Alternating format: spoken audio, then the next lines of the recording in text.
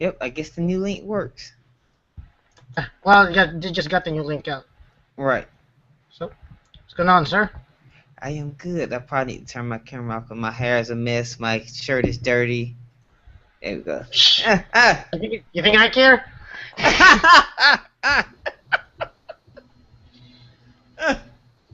But it's live, so gotta be a tad bit presentable. If it wasn't Yes. live, I wouldn't care. Hold on, I'm gonna go egg style here in a second. I probably shouldn't care anyway. But I'll be lying if I said I didn't.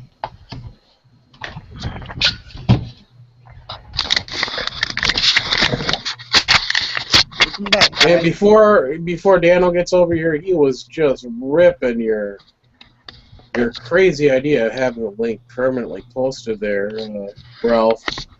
You said it should be on the lobby page and not on the main page, because the main page is stupid.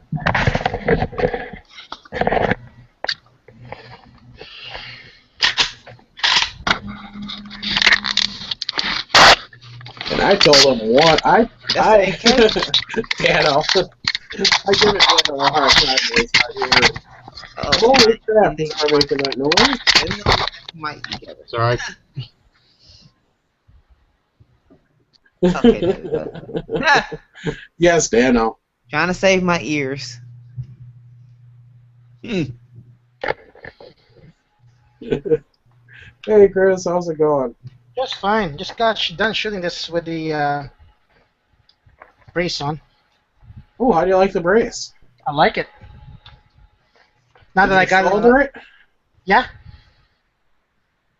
Now that I got it on the the length that I need it to be, so I'm gonna get something better. But for now, I'm using a zip tie for stability. Yeah, I see that. But if it works, it works. for sling mount. So for the single point sling. So Well, all you gotta do is get a black zip tie, and you'll be technically set. I got a bunch of black zip ties I'm gonna replace it with. So I got plenty of those. You sported pretty good too. Hey, it's better than duct tape. That's what I call this. That's what I have on the this one. It's 2 black zip ties. Hey, if it works, don't knock it. Did you get a couple? Did you get some good video of it? Oh yeah. I did some. It's kind of hot and bright out there. I wasn't getting some good footage, but I was able to do some maneuvers and stuff like that. Cool. All right, Ralph. Now, really dig into Daniel since you joined us. All your fury into the internal. Oh, Dano is such an ungrateful SLB.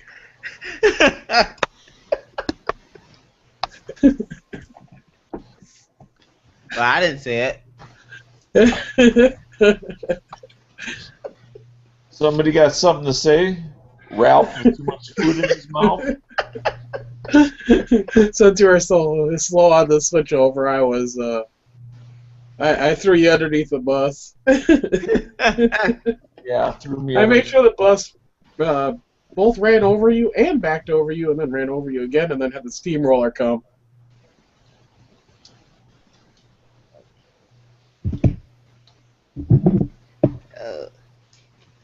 Ooh. Now I'm checking. Yeah, we won't say that live, Chris, but damn. Is that link should be in the appropriate location.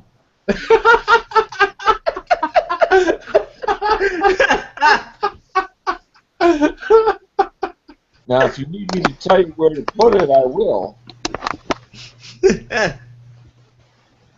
For me personally, I'm just glad I'm here. Hey, one small fix at a time. I'm happy for any improvement on gun channels. But I noticed. Well, I better not start because I don't want to be on the bad end of the stick. I would just say the website is better on my Linux box. I don't know if it's a Yahoo thing or a YouTube thing or a Windows thing. Yeah, we won't talk about that live, but that sucks. It's working fine now. So how was y'all day?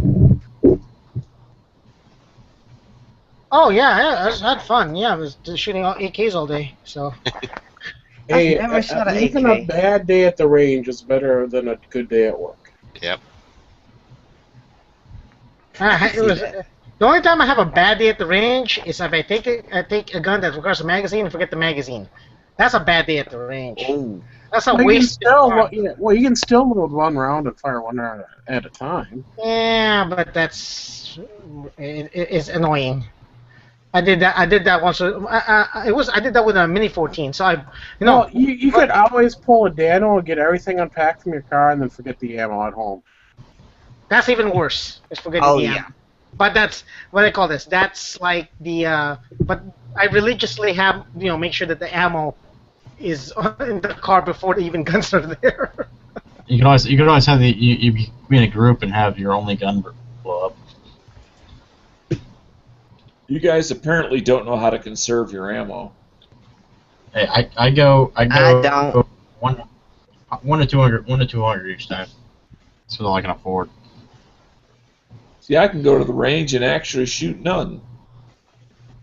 I have never done that. That would be an experience. It's because it was all at home. Now tell them how long it takes you to get to the range from your house too. That's the other important part. Yeah, that's the thing. There's no such thing as like I'm just going to cross the street and go to the range. There is maybe even some indoor ranges, but indoors are much more what do I call this? Much more restrictive in their stuff. So I can't take my AK to the range. They're gonna force me to buy their brass, American Eagle. Hey, Chris, Brass I'm gonna. $25 a box. Yeah, I'm gonna tell you this. It's about 4-mile drive from my house. About 2 miles as the bird flies. 2.5. I forgot now. But they've got a private range. I'm on the waiting list to join. Can you imagine getting to the range in about 7 minutes? Nice. Lucky bastard. Wow. Yeah. That you got me beat. It take me about 30 minutes, but I got like not bad. about a 40-mile drive. My nearest range is 33 miles. The second nearest one is 35, but they both take about the same amount of time to get to. Wow. The one thing I It's do a like little bit about over my half hour range, from I both can go out there on Sunday. There you go, Dano, on the side chat. Is that in regards to... I won't go to one of the ranges because I fear for my life going to that range, but the other one I'll go to, but they don't allow any video filming, and you got to shoot behind the benches. Well, actually, at the I bench. hate that. Yeah, if you're not shooting at the bench, then you're gonna get yelled at if the DNR agent comes by. And if you deal with the DNR agent, if you deal with the DNR agent and you're actually doing something wrong, it's not a warning. It's automatically a fine. Do you have to be A sitting at the fine? bench or just at the bench? Cause You got to be at the bench. You can be standing next to the bench, Right. Or right behind the bench. Yeah, You cannot one of the ranges like here is like that too, and like one of the indoor ranges, like I never get that. Like you can't draw from the holster, and it's like, isn't that kind of the idea? Mine doesn't have any specific rules, but about Yeah, I drawing know. the holster. But I don't like doing it at the range just because I've seen too many people make way too many mistakes. So it's kind of frowned upon. Yeah, so It's I not don't. technically against the rules, but my thing is you can't film because I had my phone out and I was going to film something, and the DNR agent came by and said, "You better not be filming anything, or that's going to be, it was like I think a $75 fine plus court costs." What is Wow. the problems with filming? Distraction to the shooters is how he explained it to me. So No. That's a distraction for him. He feels like it's a distraction, so he's making it look like, well, if it distracts me, it's going to distract everybody else. Yeah, well, that could very well be. So I know not to film there because I really don't want to spend. Spending $75. I think it was $75. I can't remember the exact Just price, don't go but it was the Court, When I what got you home, do I is you looked up bring a at ball I of looked at the foil and court. distract the guy. Yeah, the court costs are almost $450. Just don't go there. Just Yeah. fucking don't go there. He probably just Even doesn't if you want. freaking mail in your fine, you still got to pay the court costs. That very much sounds Wow. like what I will call your almost stereotypical NRA range safety officer who outside of the range is a nobody, but at the range feels it's time for him to be somebody. Yeah. Oh yeah, Just we think got catch him doing something he's not supposed to. our range Nazis are like that here. One of my other covered ranges, they're not assholes about filming, thank God. They welcome it, but they're assholes about like your gun is off angle. You have to keep it point to range. So don't carry your gun like that. You know, it's like, and then and other things too. It's like, and then if you pull the trigger, the minute they hear like 1 minute warning, and you hit there's a 1 minute warning, and you pull the trigger. They say, you stop that. It's like, Yeah. One thing is, Wow. you get an annual pass to the outdoor range, and it's like $35. So, which is fine, but you get in the mail, you get a laminated card. Wish I had that. I forgot to put it because it's little clips. You put it on the bench you're shooting at. I forgot to put it there, and the DNR agent stopped by, and I got chewed out for a half an hour. I didn't get fined because I had my thing on me. I just forgot to put it there. I got chewed out for a half hour about why I need to have that out. Wow. fuck them. How much did you say it was annually? Like $35 for the whole year. Otherwise, it's $5 for the day. You're not getting my money. God, I wish. Cheapest place Yeah. around here is $7 a day, and there's nothing annual. Yeah. You go Wow, to indoor y'all are ranges- cheap. I'm $12.50. Oh, indoor ranges, you're paying $18 the for- indoor range is $25 an hour. Oh shit! Oh, Yeah, that's pretty bad. Yeah. wow. Nice, man. Never But mind. it's the only indoor range for like 100 miles. Yeah, I know it's. So they got the freaking monopoly. We got about 3 or 4 here, pretty close, and they're about 50. They're all pretty competitive, but and you got like what $400 for membership. Yeah, membership is like the amount of times I want to actually just go and shoot just a handgun indoors. It's not worth it to pay their Right. $350 for the year membership because if I'm only going to go there, want to go there, 4 times, I'm better off just paying that $25. Right. But still, every time I think about it, I'm like, I don't really want to pay $25. I could just drive the extra few miles and go to the desert. Yeah, you're lucky. I'd have to go to Right. private land that I got permission from or state land, and state land's harder to find in my area because it's Yeah, almost all owned by farmers. That's the only plus side of being on BLM land all over the place, or federal land all over the place is it is public. The only plus side. Yep. Yeah. Okay. What 80% of our state is state owned, something like that. Oh, 80% of your state is state owned. Just with Arizona, it's like one of the I think it's one of the most or one of the top of state land that has most state land, or I'm not sure how much is federal, but there's a majority of state. Yeah. Well, the other nice thing about that, the other range, is I could do everything there I wanted to, except I think film, if I remember correctly. I'm not even sure on the filming part. I have to look at the rules again, but What was it's that? free. It's what was free. There's a suggested donation, but it's free. But I always feel every time I go there, like I'm going to be shot. Hmm. Yeah, that's not a good thing. Well, because it's free. Every Every idiot with the gun goes up there. gunslinger goes there, and I say wannabe because they don't have the skills to actually be. So Where they're you at? very unsafe. My range is free. The one I'm always filming at, it's free. Sometimes I'm all alone, like today, like because it's so hot, nobody else came there. I'm all alone. Well, I went out Mother's Day, and I was pretty much alone. Maybe a couple people came in and went while I was there, but I went Mother's Day, and I'm still regretting it. Even though it was a great day at the range, my carpal tunnel flared up over the weekend while I was doing yard work, so I still went because it was a day to go shooting because it was beautiful. And ever since I went shooting, now my hands are numb 90% of the time from carpal tunnel because of all the repeated recoil from all my firearms. It'll take a while to recover. I've been freaking wrapping my hand up. My right hand is worse than my left hand, but I've been wrapping it up in an ace bandage every night just to keep my wrist from bending too much. And So the plus side of only having one gun and very limited cost is you don't go blowing through a lot of ammo on different calibers. that is true. I brought out a limited amount of ammo. Yeah, I've got about 500 total rounds. It was my first time shooting in about 6 months. Oh yeah, I try to go out at least every couple of months, but right now my financial situation is beyond terrible.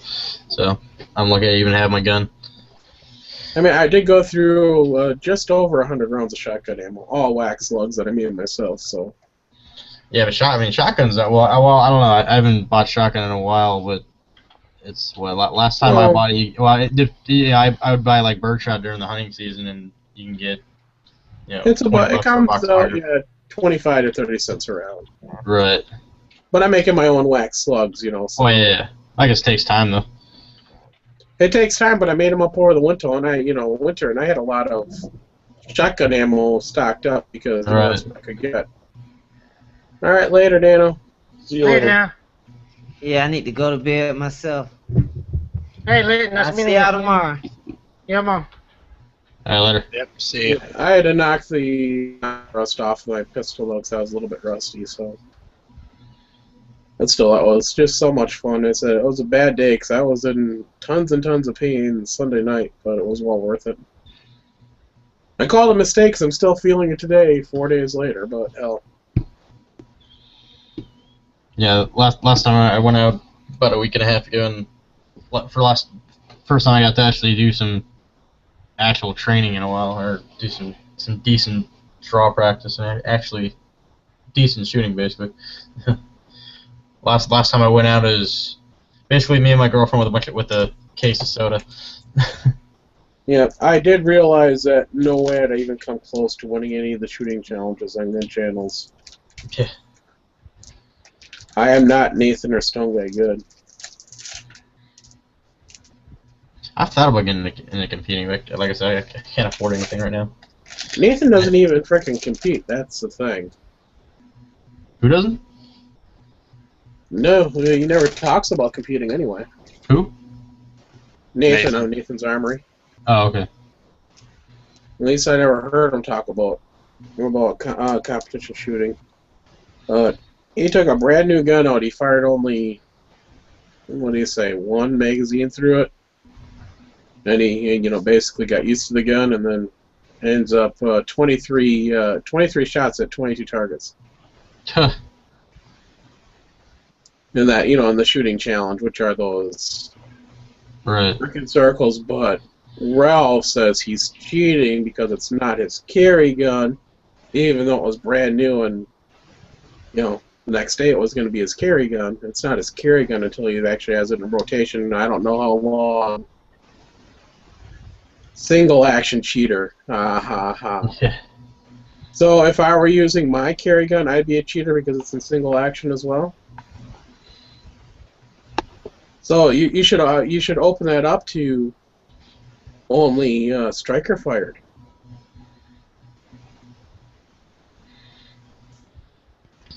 I have a challenge for all of you that nobody would be able to do.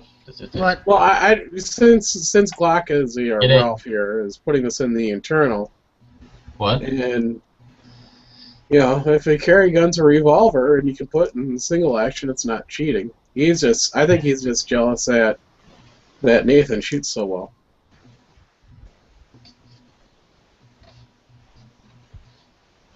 And since he can't really say anything because he's got no mic on this computer, Oh, shoot. I can rip on him a little bit. He does say Nathan is dreamy. Yeah,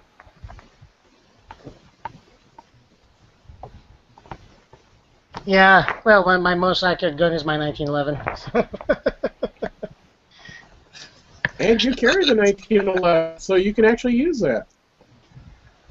Sometimes. And Glock, or Ralph, I should say, I bet he's a good cuddler, too. I have no clue, but you can ask his wife the next time you see her.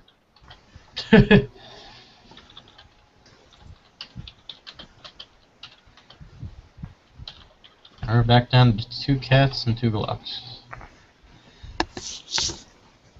Oh, Quark, I bet you saw that video already about that cat fighting a dog. No, Oh yeah, we talked about that last night for a while, and yeah, man, an attack cat. That was so freaking awesome. It just shows you sometimes cats are very protective of their owners when they think they want to eat their own owner. Yeah. Oh wait, It almost looked like somebody just threw the cat at him. That's how. I mean, the way that cat jumped at it. Yeah, you don't want to. You don't want to. If you ever dealt with a feral cat, you do not want to mess with a feral cat. They are freaking vicious. Yeah. I've had a cat jump on me, attack me off of the balcony out of nowhere. Yeah, I threw the damn thing. Oh, just playing with. I've had cats my whole life. Yes, Chris. I'm just testing this out because I was told, to see if it will go off on its own. Apparently not. And the lock is down, but of course this is good. So I got it. People are idiots. That's all I have to say.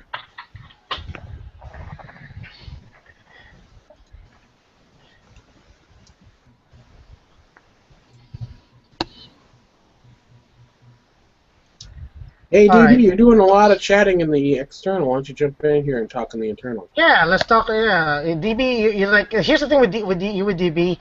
You always have something to talk about that you make the chats busy. That's why when you're in here, we always have something to talk about. So. Yeah, and the reason why I'm pulling for Nathan on this, and I'm biased because he's using the SIG SP 2022, and he did 23 shots, and from my shooting on Sunday, I knew I could not do that in 23 shots, maybe 43.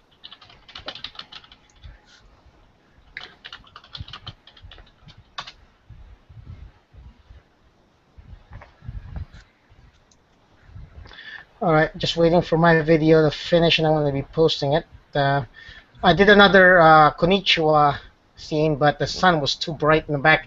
It was turning sunset, so hopefully it's good enough that, it won't be that bad. I need to get more ammo. In about a couple of months, I need to get more ammo, and I need to do some drills, like box drills, moving drills and stuff like that. I wish I could, bring somebody with me to do camera work. I guess I can do that. Maybe I'll go to Patience out because Fire warning. Fire warning. So I have to wait till winter before I can do anything. So, and that's in November. Where are you at, Chris? Arizona, Phoenix. I'm in Maricopa. Oh, okay, cool. Greater Tucson area. No, not Tucson. It's about halfway. I'm half hour from Phoenix. I'm a half hour from Phoenix Metro, and an hour and a half away from Tucson. Oh yeah, that's good, man. We're gonna get the 4 of us together. Greater Phoenix area. Yeah, we need to get an Arizona crew. The last time we got an Arizona crew was me, Zog, and Huck. I'll get in there. Yeah, hey, if you're not busy this winter, we'll go to Payson. Payson's the best place. So we got a nice spot. I was talking to Huck about it because I just go up to Table Mesa usually. Okay, all right, Brad back. Yeah, DB says his mic is broken. He's a freaking music guy. He's got to have extra mics.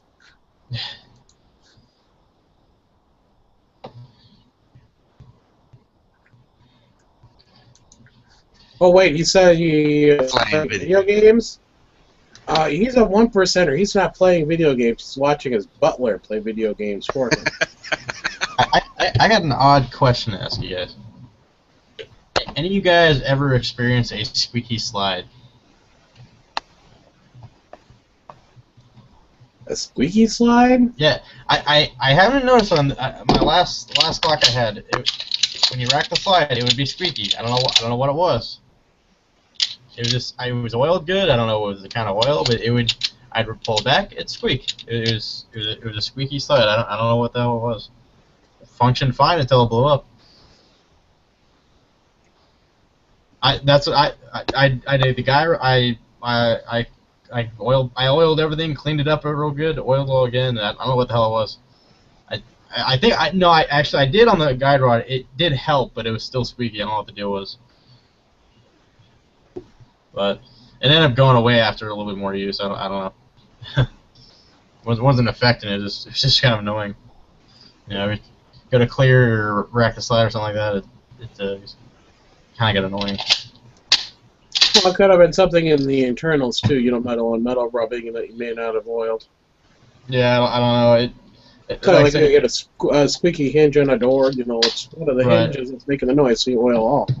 Yeah, well, I mean, it was on the slide, so I mean, I couldn't really think of anything else besides anything on the springer like that I could have been rubbing against. But I don't know. It was on the Glock that blew up, so I wasn't too worried about it. How did you blow up a Glock? Bad ammo. Actually, when Chris gets back, I want you just gonna warn him for the hell of it.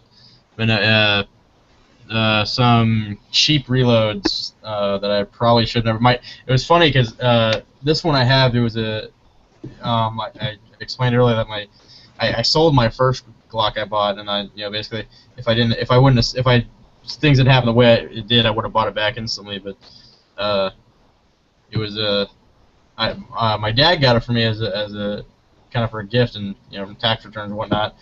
And we would go out to shoot it first time. He gets a box of this cheaper reload ammo, and he shoots it through his 26, works fine. I get about 3 mags through of some other stuff I had. I think I get like 1 or 2 mags of the other stuff, and it slide won't rack back. What happened was basically I'm pretty sure it was a squib load, and blew out the barrel. I couldn't even rack it. The slide was stuck. I was eventually able to get the slide forward and able to field strip it. I couldn't figure out what that was for the life of me for a while until I actually took it out of the barrel. Actually, I took it out a few times. I still couldn't tell. But the barrel was imploded. But took it back because apparently this place that they got it from, it's done it. They've had in the last 6 months 5 guns came back with basically a blown barrel. In 6 months, in that same it was a guy out of Mesa or something like that was doing reloads, and like within 6 months the gunsmith in the shop we brought back, and he's just kind of like, God damn it. Yeah, that's gotta replace. It's all good now. In fact, this one's actually a little more used, but we're good. That's the one problem with buying somebody else's reloads, because you never know how much care they put into it. Exactly, and then there's unless it's I mean, and normally like manufacturer you got was it Freedom Munitions or something like that has them. They're usually not too bad if they're like factory reloads. All they're basically doing is reusing shells, but you got someone out of their garage or something like that selling them into a shop. That's another story. Yep. Oh, Chris. Yeah. I want to say it's Wasp Ammo. If you ever see it, don't buy it. What is it? Wasp Ammo. There's a place. I think it's Arizona Firearms in Tempe. They were selling it. I don't know if anyone else is, but they were selling it. Blew up my Glock and blew up about 5 other guns within 6 months. Oh wow, really? Yeah. I was just saying. Are they factory reloads? I think it's a guy with basically a shopper setup. I was just saying I got a new Glock.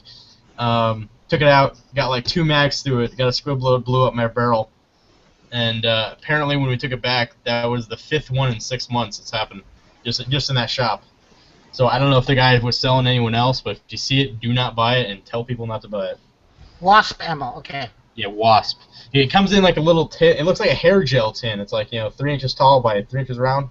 Look, you almost want to buy it just for the tin because it's reusable and it's kind of cool. But there's like a little plastic. It looks like a plastic hair gel thing. But yeah. Okay. Bad stuff. Now, when you had it around that worked, was it felt like it was hotter than usual, or? No, I couldn't tell really much of a difference. What I think it was an underload. It was a squib load. It was under, I think. Oh, squib. Okay. Yeah. So it went under. I didn't notice a huge difference, but like I'm not a real experienced shooter. it's a bad bullet then. So it's a bad bullet then, not a bad. Yeah. That's that. It's Well, not a powder load. It's a bullet. Okay. Yeah. Well, it could be a light load. Okay. I don't know. Yeah, I've shot like bad rounds before on my other Right. guns. Have you heard of Ultramax? No. That's a factory reload. Also, it's plain lead. No what do they call this? No jacket. All lead. It's dirty, and I need to post my videos of it. I have a video where I shot some regular like blazer brass and some mix of other things out of my gun, and then later on I loaded a whole mag full of all Ultramax, and the smoke was like as if it was black powder. Right. Shit.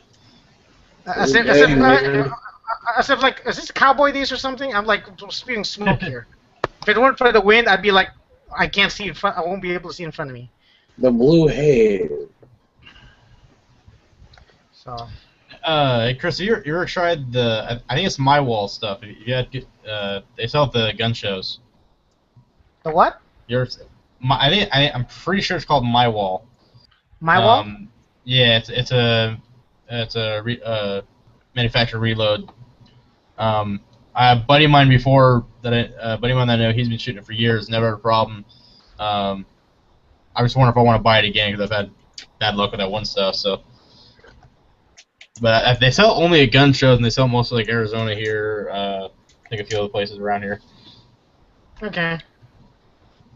All right. Well, yeah, I've like when I go to gun shows, I look for like white box factory reloads, like just white green boxes, and they work just fine. So, Okay. Yeah, I mean, really, I don't really ever worry about factory reloads. I just worry about, like the stuff I had was like guy trying to start a business, out of a small shop or something like that in Mesa. In fact, I tried it because I actually contacted Glock the first time to find, right away to find out what to do about it, and then I actually went to a gunsmith, and he told me, do not send it to Glock. They will not send it back. Apparently, when it comes to if you shoot a reload through it, they won't send you the gun back due to safety hazards. And I don't know if they'll reimburse you or send you a new one. But I took it back to the shop I got it at, and they were gonna replace the barrel. They just replaced the whole gun. Oh, nice. Okay. Yeah, so they're pretty good. In fact, Arizona Firearms Tempe, they're a pretty good little shop. What streets are they? I think Tatum and University. Okay. Yeah, I've only been. Go ahead. It's a little shop, but they got all kinds of stuff. They had Glock mags in there. I think standard mags for what, $10 a piece or $15 a piece. I thought it was pretty. I think they're used, but still, it's pretty good. And I think they had the 30-round ones for $15 or $20 a piece. Okay. But they got a lot of used stuff and a lot of new stuff. Okay. So yeah. Okay. So I'll take a look at that. Yeah. Tatum and University. Okay. Yeah. Maybe I'll go by there tomorrow, because tomorrow I'm gonna need to get some ammo for the AK. So. Yeah, I'm not sure what they Still have. getting ammo, man? Huh? Still getting ammo, huh? When is enough? When is enough enough, dude? There's never enough. You're never enough ammo. Besides, you know what? I wouldn't have to buy ammo if it weren't for the fact that I shoot them. Well, if shooting your ammo. That's true. but don't you guys know once you shoot a magazine, you have to throw it away? Exactly. Who's it that said that? I can't remember her name now. Somebody in Colorado. It's a Colorado. Yeah, something like that. Colorado senator. Yeah. Yeah, they Senate member, I should say. Yeah, and it's basically magazines are like ammunition, and if you throw it away, it's like, dude. I'm not paying $30 a piece for a disposable magazine. No, yeah, exactly. It's like biodegradable magazine. Magazine. Polymer's anything but biodegradable. Yeah, she was thinking stripper clips, and those are reusable too. Yeah. I stocked up on some AK ammo because I really was kind of scared about the shortage, but I think we're okay. Hey, I'm Chris, not worried about the shortage. I just need a ton of them because, I'm shoot gonna a do that class next year. Yeah, I shoot a lot. I mean, I just got 2 AKs, dude. I love shooting this thing, Chris, and I got what do they call this? I got that class next year that I want to take. So you ever use Oh, the yeah, stuff yeah. out of the tin, the AK ammo out of the tins? no, not the surplus. Yeah. No, have not shot surplus AK like AK-47 ammo. Okay. There's the place. Hold on 1 moment. Yeah, if you can actually find the surplus ammo, it's actually not a bad deal. I was before the shortage, I was coming out to like. There's a place on 21st Avenue in Glendale. It's an animal shop. They got a lot. I think they got. I'm not sure what they have for AK, but they've got a lot of stuff. You can check out the website too, or give them a call. Yeah, the surplus, whatever. I don't know I mean, what country it was from, but I did buy I bought a tin. Yeah, you're talking about a I'm crate ammo afraid here, to shoot. Chris. 1,280 rounds. Okay. I'm afraid to shoot. I was going to say surplus. 1,280 rounds, and I think it was just over $200. Was like How much? $220 for 1,280 rounds. But that was before the shortage. Maybe later. Or no, it's $250 for 12. What, AK ammo? Yeah, AK ammo. But it was surplus. It wasn't a crate. And it was freaking hard to open the freaking crate ammo, so me and my friend went in together on it. So all I had at the time was an SKS, and all I would. Okay.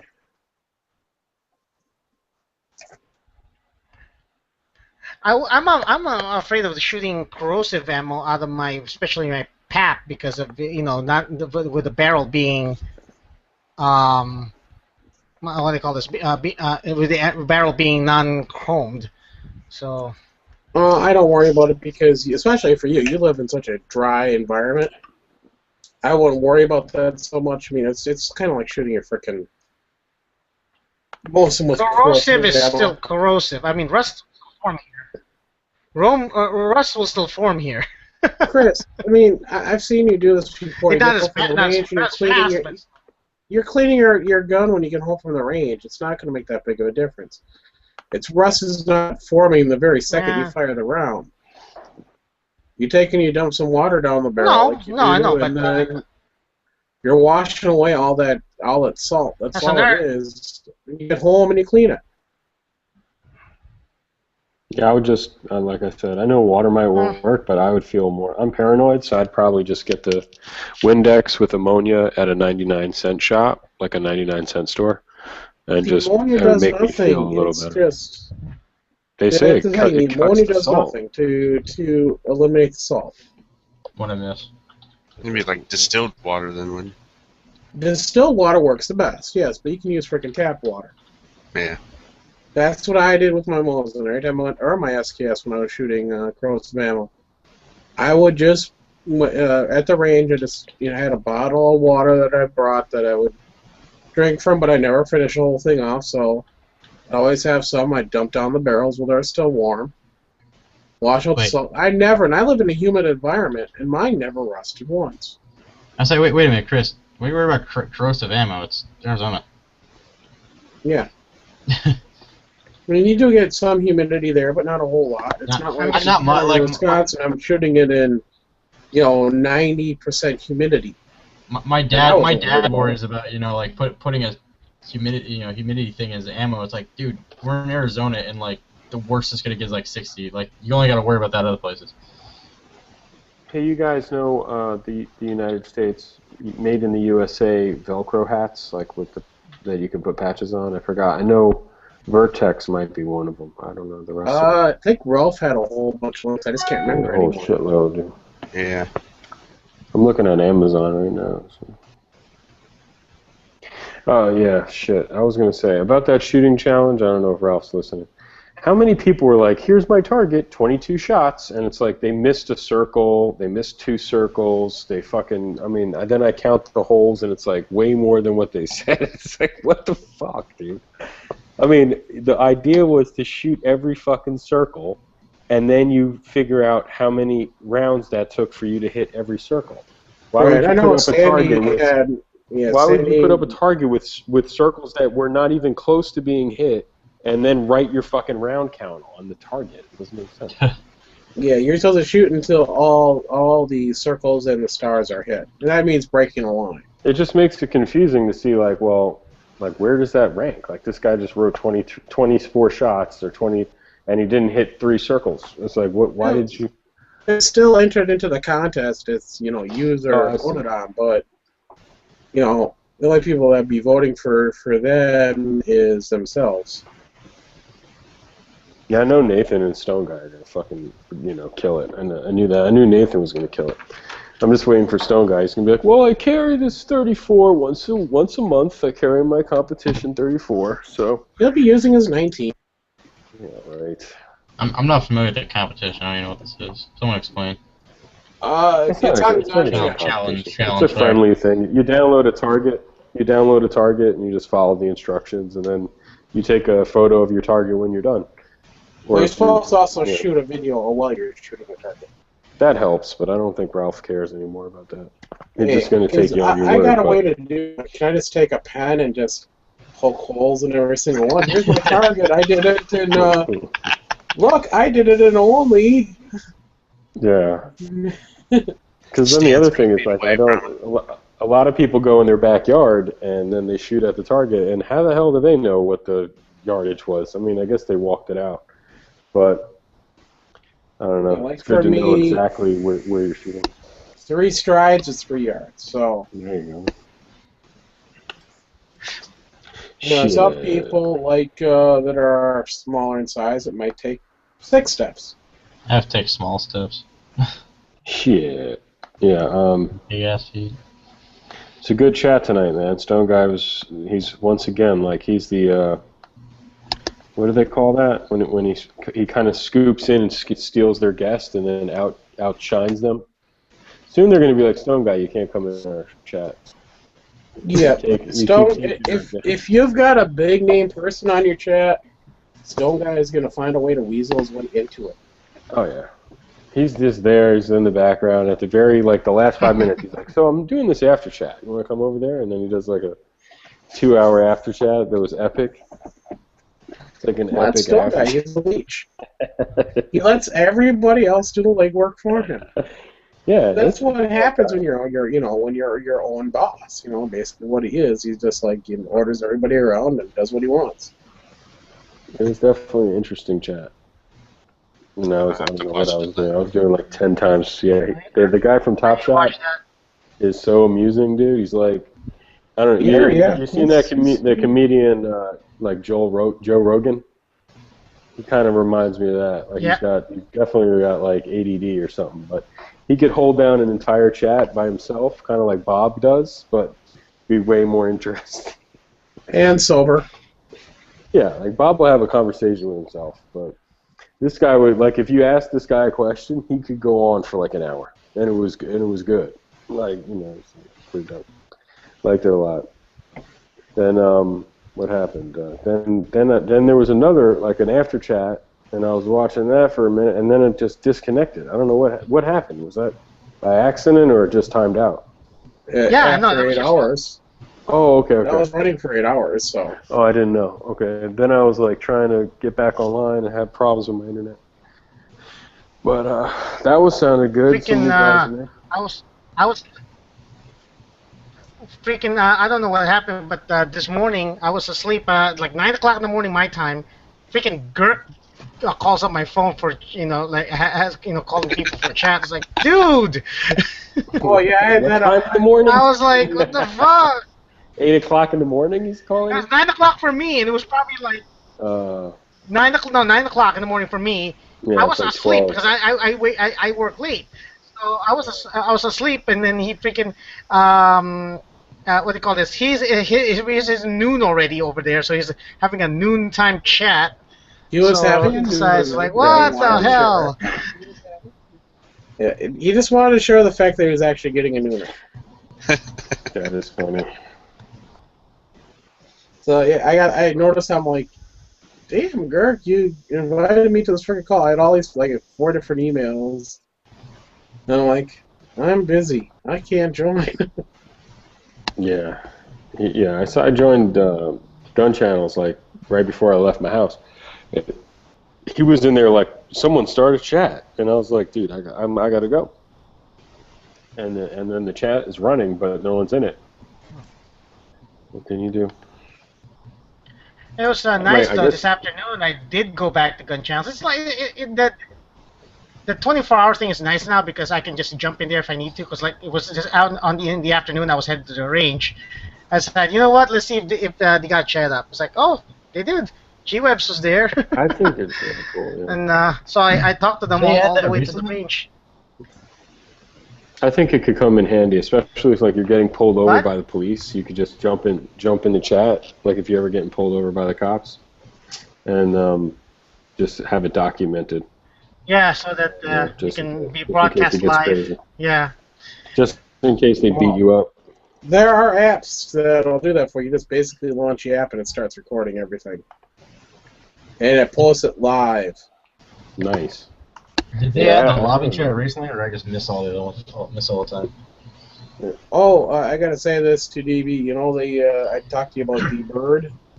Oh yeah. Definitely a $20 knife. Oh yeah. It feels like it.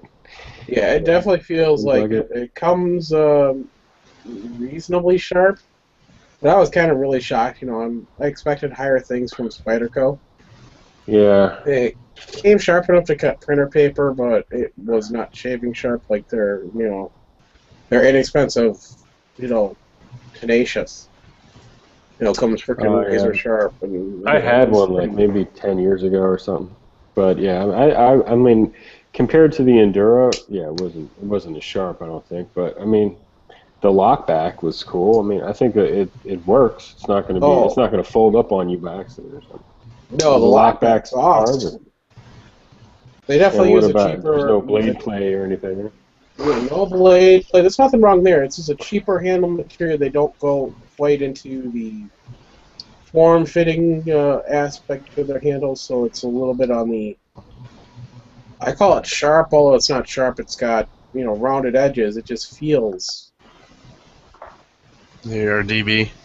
uncomfortable when you hold it. But I like the fact that they give you jimping on the blade, so you can actually get your index finger and your thumb up onto the blade itself to do fine work.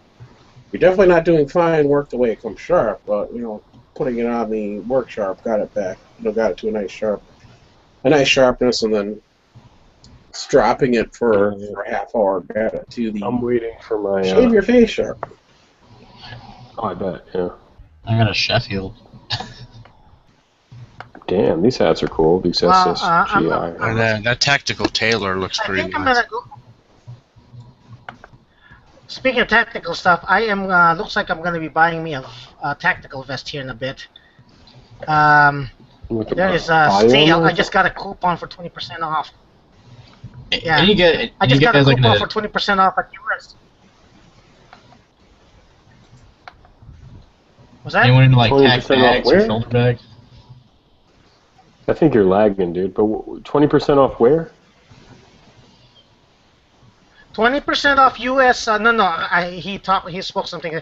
20% at US. Sorry, Uncle Sam's retail outlet. I just got a coupon from there, so I'm gonna buy this vest right here. Is that You guys hear me okay? Network. Yeah, Chris can you is hear gonna me? go spend money. Amazing. No shit. Well, So- but it's like cheap. So the Okay, being cheap So, what that? makes up for it. Night, guys. See if Network. Where? damn $20 Nice. network. or under $20. Any you guys familiar with like tack bags, shoulder bags, stuff like that? No. No. Nope. The most tactical thing I have is a chest rig, and it's for a class I might take next year. But I don't have anything like that. But I mean, talking about These chats, man, like they make you want to buy things. That's for sure. I've been looking at the they're pretty much they're basically the exact copy like the Maxpedition Versa pack, but there's like it's like a third the price. It's like a UTG or something like that. And everything I hear is supposedly they're pretty. I mean, they're not quite the quality of Maxpedition, but they're like a third the price, and they're pretty damn good. Because I mean, I don't know. Like, have you heard of? Go ahead. Versa pack you're looking at? It's you're looking at a Versa pack. Maxpedition Versa pack is what it basically is a copy of. Okay. But it's a UTG shoulder bag or whatever. But they're about $30. The Maxpedition is like $90 or something like that. They're like $100 or something. They're expensive. But because I mean I live in the city, so I carry a backpack. I have a couple of these bags. Yeah, that thing kind of looks really cool. But I mean, like super tactical. Like I don't know. It looks like there's only one thing in there. It's going to be a gun and a magazine and maybe some shit. Yeah, well, I won't. It looks like I it's won't like carry a gun in a bag anyway. Pretty cool. But I'm thinking because like I'm gonna carry. Good. I got a small messenger bag, dude, and the company, you know, Maxpedition is good stuff, but there's better brands out there. Right. Like Spec Ops. The Spec Ops brand shit is hardcore. SOE stuff is good, and SOE, there's a I whole know bunch of that. stuff, but like I said, I'm looking more for just like try the Spec Ops brand because they email me. They email me all the time, and the shit is constantly in sale. Because I'm just broke, so I'm looking for something pretty cheap that I can use. So like I said, I carry a backpack all the time. The problem is like only half full half the time, so I don't need that big of a bag. So I guess shoulder bag, keep some stuff in. Phone chargers, because I have to use a charging pad that's bigger than my phone for my damn cell phone right now, so it's a pain in the ass. How much did you say this copy of this Versa pack was? About $30. It's $20. Oh, okay. 30, I think it's about $35, something like that. So depending. That's not bad. But yeah, no, and everything I hear, they're not quite the quality, but they're pretty damn good from what I understand. And you can look up on Amazon, just look up UTG shoulder bag. It's like the first thing. Utosh. I'm trying to find one from this company, and I'll put this link in. I love Utosh. Utosh. I don't even know, like, I've seen Utah stuff, but I've never had a need for even, like, whatever they make. I've never had a desire to get, like scope mounts or, I don't know, whatever they make, like sling mounts and shit, and bags. Do they make bags? I don't even know. I know they make. Yeah, they make bags. Oh, yeah. This pack tactical, no, that's not it. I'm looking for the messenger pack. Yeah, they have some really cool messenger bags, and sometimes when they're on sale, you get a really good deal, and these things you'll have them for the rest of your life. How much usually? I'm trying to find it right now. A small messenger bag.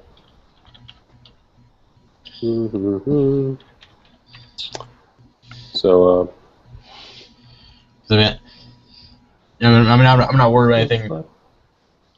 Oh yeah, so like it's $115 and it's on sale for $80, but it's just a messenger bag. Right. It's not. It doesn't look like one of those gunslinger bags. Right. But it's super quality shit. I'll tell you that. You'll have it for the rest of your life. I was shocked, and people always talk shit about SOE, like how much SOE is, and it's so expensive, and I was like, you know what? For something that you're going to probably have forever, SOE is not even that expensive. Like I've seen Maxpedition is more expensive. Maxpedition is more expensive, and there's no way it's as hardcore. There's no way. I mean, it's not made as good because that stuff is made in like sweatshops in Indonesia and shit. I don't know, like, so it's not made here. It's not made with care, and I don't know. Fuck 'em. I'm not buying that shit. If I don't, unless the price is so awesome, and Maxpedition's prices are high, I'm not paying for that. Hey, go to that webpage I gave you, man. Yeah, U.S.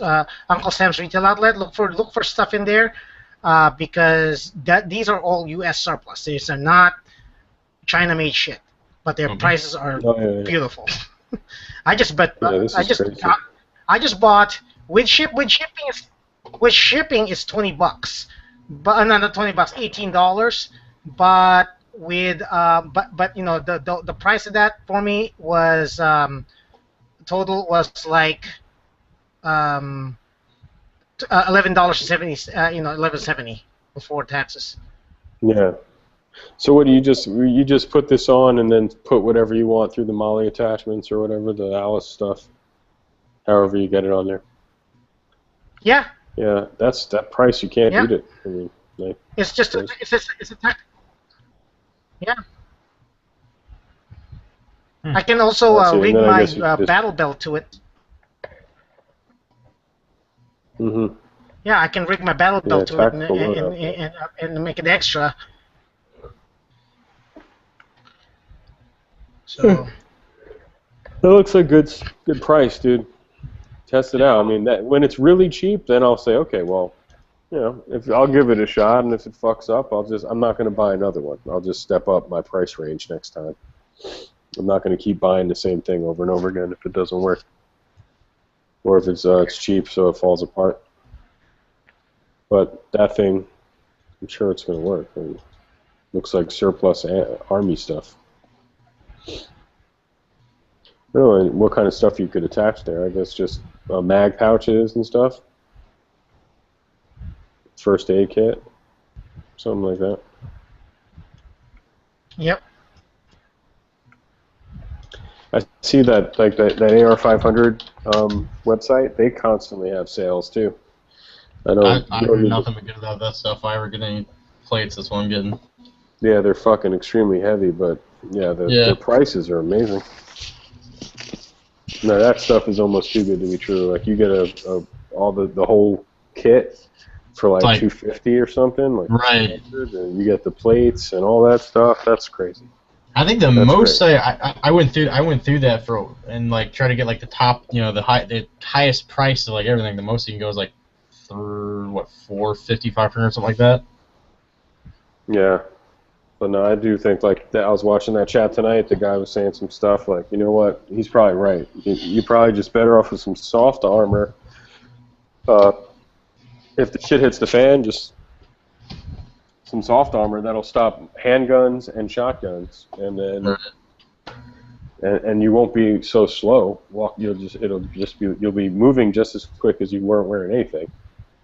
You guys seen that? James Dager did videos the other day. The bullet. Oh fuck! What the hell is it called? It's basically like a calendar desk mat thing. That's basically a bulletproof shield. They threw 9mm rounds. Bullet interceptor. Bullet interceptor. Yeah. Bullet interceptor. I mean, they go for their costs about. He did the one test that I was looking for. Do what? $230. $250 bucks. Yeah, bucks. I mean, about $240 bucks. I looked it up on their webpage. Yeah. Chunk of cash. It's decent, but it's one-time use if you get shot at. Yeah, exactly. Yeah. Well, so it's yeah. What do you call this? I mean, for what it is, I mean, it should be on like every teacher's desk. Yeah, I mean, I really like that thing. I like the idea of that thing. Yeah, it might be able to get you from your car to your house without getting shot. You know what I mean? Like just a real quick sprint. You can at least hold block it up your like main fucking Captain America's shield, man. Yeah, that's pretty cool. It's one of the best, like, you know, kind of thinking outside of the box things I've seen in a while. Yeah, that was funny. And they shot it with the shotgun. You know, you have to be a gun person. What do you call this? You can and then you can two of them, put them together, and then maybe three of them, and then you can stop rifle rounds. And you got wings. Yeah, but did you see when the 12 gauge slug hit it? If you were holding it up like Captain America shield, you're still gonna get knocked You will on your break ass. your arm. Yeah, you're gonna break your arm. You're not You gonna will be dead. Probably hit the dirt. You'll probably have fall, a fracture. This'll, in your yeah, forearm. you'll split your forearm. Oh yeah, I'm sure. But Well, even if it didn't hit technically, you it's where your likely. arm was holding the shield up, it would still knock the shield towards your body, hit your body, and then knock you on your ass. Probably a 12 gauge would, I would think. But it's still a good idea. At least you'll get up. Well, like I said, it's probably one of those Yeah. first things. You don't even have to be a shooter, or even like guns, to even have one of that. Have something like that. I mean, hell, it's a calendar. Oh yeah, Like I said, that is you cool. should Put use to funding and That's a put good one on every teacher's desk. Oh yeah, I like it. I like You it know a what lot. was funny? If a teacher got that as a gift, Oh, that Oh, you know yeah. what would be funny is if a Careful. teacher, hold on, if a teacher got that as a gift, it's like, what the hell's this for? I give that to the teacher. I live over by, like, I live kind of in the not so great part of town. I give that to teachers around here. It's like, yeah, if you Be careful who a you give it teacher to, 'cause they can- working at a teacher working at a in the middle of a big city, like an inner city type thing, would probably appreciate that. Other Yeah. teachers look at you as like, are you expecting me to get into a situation or something, or? Well, you are a gun-free zone, so that Yeah, or well, free yeah, gun, that's one free thing. guns. Yeah. You don't see a lot of all these school shootings and stuff. Usually they don't happen in inner cities. But I would still be like, if I was a Sure, you got a teacher, point. I'd still want to use one to get to my car. Right. It's weird, but if No, you sure, work like the in, big like, shootings don't a happen. really They're bad still, like, school, But still, you got a lot of crap that Little busts shit, out in the middle class. Yeah, you got stuff that can't happen. Yeah, the mass shootings only happen in inner city, but yeah, you got gang stuff or whatever yeah, I going think on. in inner Stuff city in you the basically middle. get like your teacher gets his ass beat in front of the entire class. That happened to me once. Stuff like that. Just a good old fashioned beat down. Yeah. In social studies. Then you get sued for defending yourself. I don't even know what happened. I think he called the principal and they dragged the kid out, but man, that was sad. Wait, Sad you a shit. teacher or that was you in high school? No, I was a student in high school watching Oh. it happen, and yeah, not like I could really do anything about it. Right. I had, what was it, high school? We had I remember, like, sitting in the before school, sitting over at a table bench, and like there's an argument happening. Guy walks away. The other guy starts to walk away, comes running like as fast as he can, socks the guy in the head, and the guy. It was kind of funny because like anyone who said it, anyone who saw it, basically, it was like the guy tried to walk away and then got jumped after. The guy like flew That at shit him. is every day. I'm going to see Godzilla tomorrow. The one IMAX. big fight. Yeah, me too. I'm not gonna. I won't see it IMAX, but I'll watch it to the movie. But what do you call this? Speaking of IMAX fights, is the school, only way biggest to fight, go the see biggest this, like dude. mass. The biggest mass fighting that happened in my school once, it was like a racial brawl, and I was homesick. Lucky. I missed the whole thing. I came to school the next day. It's like, what the hell? It's like, what is everybody talking about? It's like, dude, there was a big fight yesterday. And fuck, I missed it. I wrote. I went to a. I would have been in the middle of that shit. I went to like a school for like kids that get kicked out of the schools for a while because I had an incident happen, and for like my first week or so there, had two hottest chicks in school cat fight right in the middle of lunch. Goes on for like 5 minutes, nobody does anything. Oh shit, yeah. Some of the best fights I've seen were two girls, man. Oh yeah. Some really hardcore fights. And like I went to- high I went school, to the same school, like- guys fight like pussies in high school. Girls just go the fuck at it. Oh yeah, they'll beat the shit. Guys don't want to get hit. Girls don't give a shit. They will destroy you. Hey, look at this. in the gun channels, what they call this, Digital says that he liked the vest that I showed him, but he doesn't like the U.S. thing on his shoulder, the U.S. marking in there, and everybody's Oh. making fun of him for it. It's like, you know why you don't like the U.S.? You don't like U.S. Take it out. You It's go like, yo, over it, you want the put it- Colombian put it- flag on it? You can put the every second matters on it.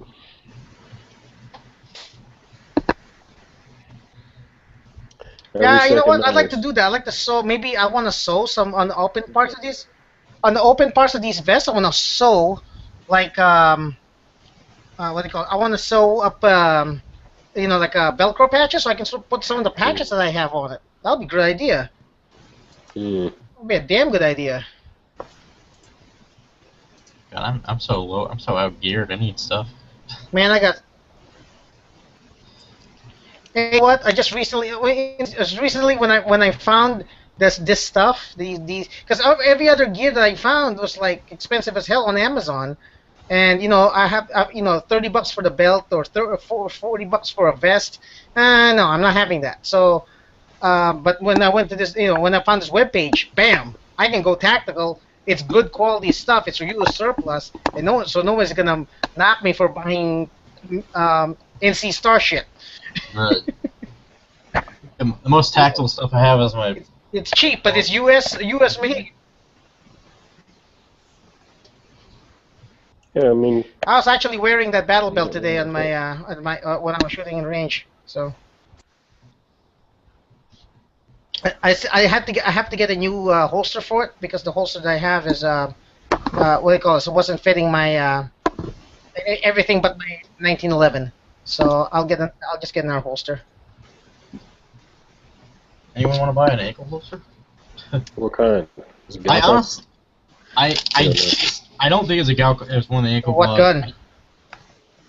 It's not specific. It's a kind of a little pouch holster. I don't even know. It's meant for a revolver, I think. I have no. It's made in US. It's made in USA. Big made in USA tag on it. But I honestly, I got it with a bunch of other stuff. So K&J. I said it's got nothing on Hey it. Ryan, you know where K&J is, right? You know what K&J. No. Hey Ryan, you know K&J holsters, right? No. Right? I'm sorry, I didn't get you. K&J is a US. It's made in Arizona. It's in Gilbert, Oh, and okay. they sell them at some of the local gun stores here. It's Okay. it's cheap, very cheap. A lot of the holsters are like generic stuff, like universal, but they're US made. Right. So That could. I don't know. It could be. It's this little revolver holster, but I mean, I don't know. I'll trade ammo for it. I just got a little Velcro, a little shitty nylon holster. I'm actually right now. I'm actually wanting to get a job down up at Galco right now, but I don't know if that's gonna happen. Anyone know any connections? You got to go to their website. Galco? See Why, if you see leather if they worker? have the job. Are you a leather worker? Hobby. I mean, I haven't done a ton of it. I do. I just here. I'll pop up my video real quick. I do some just as hobby, but it's something I love to do. I mean, I'd love to get a job down there, and they're a few miles away from my house. Yeah, I'll be back in a little bit. If you You have the skills, man. I mean, Yeah. show them what you got. You have to actually go. I mean, I haven't done enough. I mean, I've got this guy. It's for actually this little knife I bought for $10 at Cabela's, a little Kershaw. But I mean, I made this in about a day. Just hanging out down at Tandy Leather. And the belt loops I meant to replace and I haven't done it yet. Cheap. But I mean, Well, they got a mesh trucker cap. oh, this is that holster, that ankle holster. I don't know what it is, but it is U.S. made. Could be Blackhawk. It could be. I don't know. It's got like No, nothing on it. not with that flag. Yeah. I thought you said couldn't be.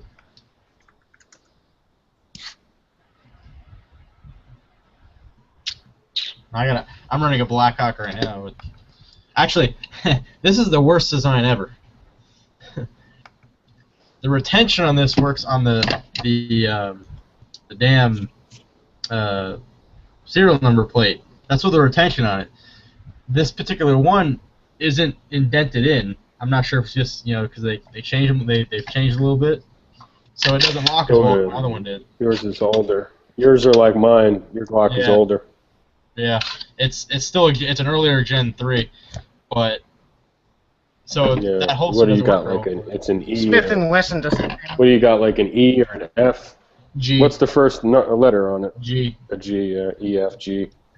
I said E F or E or an F. I have a G, I think, and it's got the old style. Yeah. So for this holster, the retention sucks on that one. Yeah. That sucked. That holster sucks, dude. I mean, if that's for real, like their retention is on the fucking serial plate. I honestly, here's the deal. A friend of mine got me. She lives in Wisconsin. A friend of mine I know from online from when I was back on chat sites and stuff like that, which I'm back to.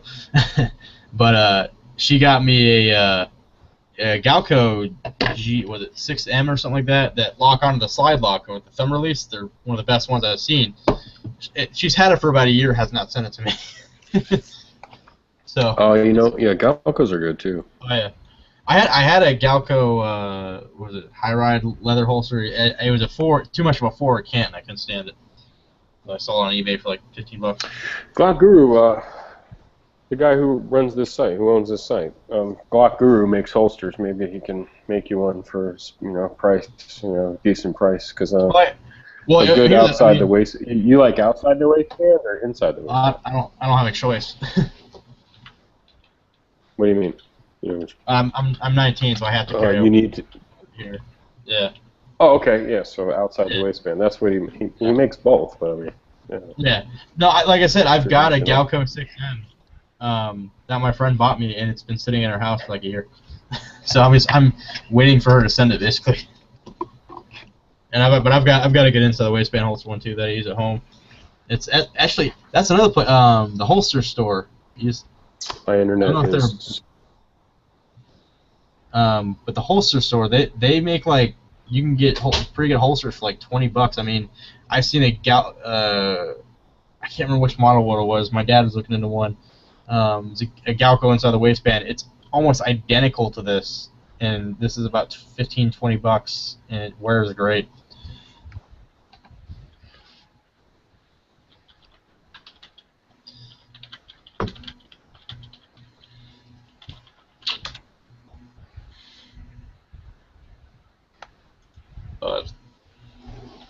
I've had a couple of Galcos. I had the Summer Comfort.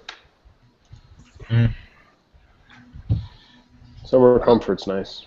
Well, my video's almost up. I just posted another video. I need to do a formal review. I need to do a formal review video of my of the PAP. So far, this is what I've done to it. DB. Oh yeah. Here, I got the brace already. Oh yeah, you got the brace on. Yep, I lengthened it up a little bit with some, I put something here to give it me a little bit of length. The zip tie for a sling attachment is temporary. I like it. And hey, it held up when I was using it. So. And then zip tie holds up to atomic bombs. Then you can. And no bipod. No, I can't put a bipod on this thing. What do they call this? This and the brake right here. Not yet. Flash hider. No, so don't leave your key in a gun safe. No. So how many rounds have you got? How many rounds do you have through it with the brace on there? But today about 100 plus. How many rounds do you have through? And did it wiggle loose at all? No. Oh well, it's always loose. It's been loose since I got it. Did the brace wiggle loose from the grip? No. It was stable when I was using it. When I was using it, it's perfectly stable. So. No. I mean, I know that. You mean it spins? It spins. Yeah, it spins. It was spinning when I got it. So I had to add a spacer here so I can give it a little bit more length. Supposed to happen, but I meant So it didn't come loose from the under the. It didn't come loose from under the grip. Is what I was asking. No. From the tube? No. Yeah, I know I'm lagging. Okay. My internet is so no. From the grip where it attaches, where you screw down the screw. Oh no, this? No, That's tight. definitely not. Oh, that's super tight. That is tight. Okay, cool. Okay. Yeah. That's what happened to me. Like that thing came undone. It just Well, it loosened up, and I don't think the grip screw was long enough. Yeah, but you were using the regular grip on it. Me, I have this what do you call this? I have the Scorpion, ATI Scorpion grip, and the screw is with the aftermarket, it's in here, so I have a more length to go to. The screw will go far in there, and Gotcha. it's tight. Granted, the screw that I have in here is aftermarket. Yeah, I know, but it works. That's good. hardware stuff. So why in the hell would you want to SBR that thing now? Just to make it If lean. it works, I mean, It's it's great. now. Well, I'm not in a hurry I mean, to do to me, it, but I'd like. Because you can't leave the state. If you SBR it, I don't think you can leave the state without permission. Like you Yeah, can't I go have to- visit I have- another state. Yeah, because I'll have to tell them that you know what, I can't leave the state. I can't leave the state if it's SBR. So because you know what, it can only be like a matter of time before I think some asshole in the ATF decides, you know what, you can't do that anymore. I thought they said the sling. Well, no, I think you can leave the state. I mean, you can bring it out of state, but you need special permission. No, you can't. Yeah. Interesting. All you got to do is you prove you're not a bootlegger and you're not a gangster. You're not working funny in the big mobs. It is bullshit. How do you prove that? How do you prove that? Like like- a bootlegger's going to be like, I'm a bootlegger. SBRs. I'm sorry. I'm not. Like the reasons back then No, when you. we're talking about if state- he actually did the SBR. Oh, okay. Yeah, you are lagging. Even Al Capone said he was a used furniture salesman, dude. Oh, I know, I'm a super lag. I'm gonna try to reset my modem, but if I do that, I won't come back. But I was gonna tell you, like, before I leave, because this is important stuff. That Al Capone's business card. What do you think it said on Al Capone's business card? I have no idea. Used furniture. It said that's used furniture salesman. That's what it Used said. furniture dealer was what his card was. Oh, that's perfect. The picture on my Oh, yeah, on okay. the. On the So I'm just saying that. Oh, you're lagging. Yeah. Yeah, he can't hear me. Oh yeah, I got super lag, dude. I'll be back. What do you call this? On my video, on my PAP video, the picture profile on it is with me actually bracing, using the brace in my shoulder. That's the actual picture. So if anybody looks at that, people can think, oh, I'm using it all, the right way. So this little guy will be my first, again, YouTube video, if I can actually get this thing to run right. And even with that flash hider, I'm shooting flames.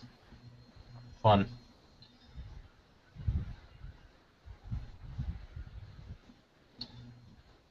But if I can get this thing to work, I might actually be going somewhere. Well, which one? Well, J22. Oh, okay. It doesn't. I mean, it's basically almost a single shot. You have to shoot it. Oh, you have to cock it. Yeah, well, basically that's how bad it is. Press on the ejector and then slide it back to get it out.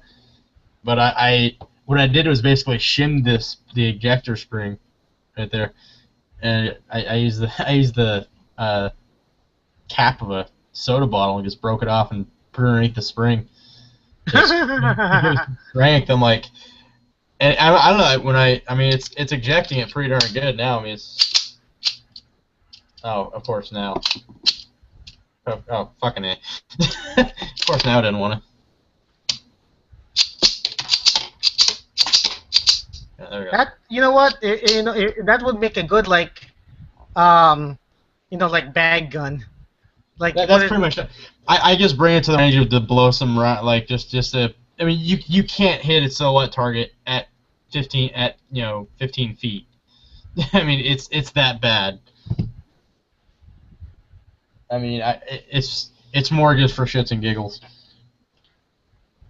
I know. This was my only gun for a couple months, and I like thought about just unloading it and burying it somewhere. People would be safer. But it just goes in a little bag and gets stuffed in the range. It just stays in the safe and gets stuffed in the range bag unless I go out.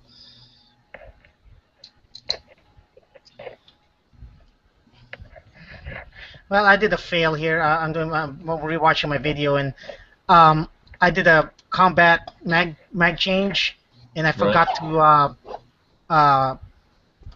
cock it after the after the mag change. Well, I pulled the trigger. Oop, nothing. That would suck. So can I get your opinion on a holster? Sure. Or a sheath, sorry. Like I said, I'm actually possibly wanting to get in with Galco. I can barely see it, dude. Yep, all on the same. This manual focus is terrible.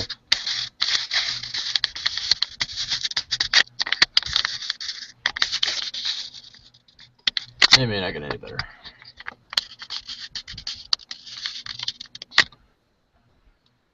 Okay, that's not bad. The best person to judge that would be Huck, but that looks good. I mean, it's been I've swum with this thing in the river, so. There you go. Yeah, I mean it's kind of that's why it's kind of shrunk and curved, and it's belly leather, so it's cheap.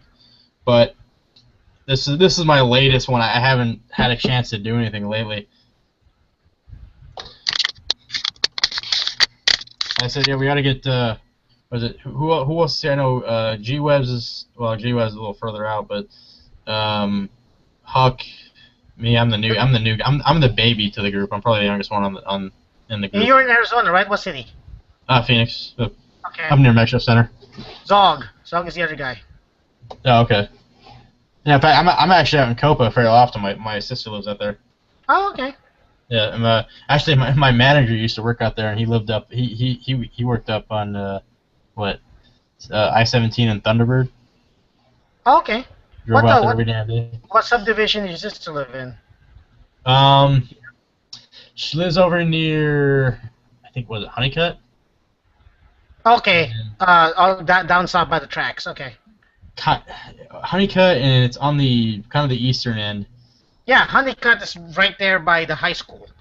Yeah, and she's out kind of east a little. She's out east a little ways. So she's south of the tracks. Okay. Yeah, I think so. Past the poor side of town. I don't get out there too often. I go out there for family stuff. I know what you're talking about though. I know that area a little bit. I live in north side of the tracks in Acacia Crossings, right behind the Bashes. Oh, okay. Yeah, see, my girlfriend lives out in Gilbert, so it's not it's not that, it's kind of in between. She's kind of in between everything, so it makes it kind of nice. And it's like I don't have a car anymore, so. What? Oh, I haven't had a. It got murdered. I was T-boned at I was making a left-hand turn on a yellow light. I got T-boned, and it was a salvage title, so I didn't get anything for it. Is that what? It was a salvage title. Salvage title. Oh, okay. Yeah. Oh, one of those cars where you says it has salvage on it. Right. Yeah. Yeah. First car had. Insurance does not like those. Yeah. Yeah. No, I mean, I got $350 out of scrap. Although I should have spent the time and parted it, I would have got maybe $1,000. But the funny thing was, I about a week before that, I just fixed it up from I had another accident before that. I spent about $100 on it and fixed it up. replace the radiator and all that. You know, I rear-ended somebody. That one was my fault. The last one wasn't. And about a week after that, I got T-boned and car's fucked. Man. And I don't have a job right now either, so that doesn't help either. Man. You know any places hiring around here? There's a lot of well, you know what though? I don't want to actually. I don't know. I mean, I don't know which one is hiring. I'm not exactly looking for stuff right now. Right. So. No, I've been looking for too long, and I'm getting tired of it. Basically, I kind of slacked off for about 6 or 7 months, and now I'm busting my ass working on resumes and shit. My biggest problem is I don't have a GED, and I'm broke at the moment, so I gotta get money and get that. I dropped out of high school too. So. And anyone who watches this chat is gonna hate it because I've repeated this story like 3 times. Anyone who goes back and watch this. Do me a favor. Go ahead and read the side chat, please. Okay.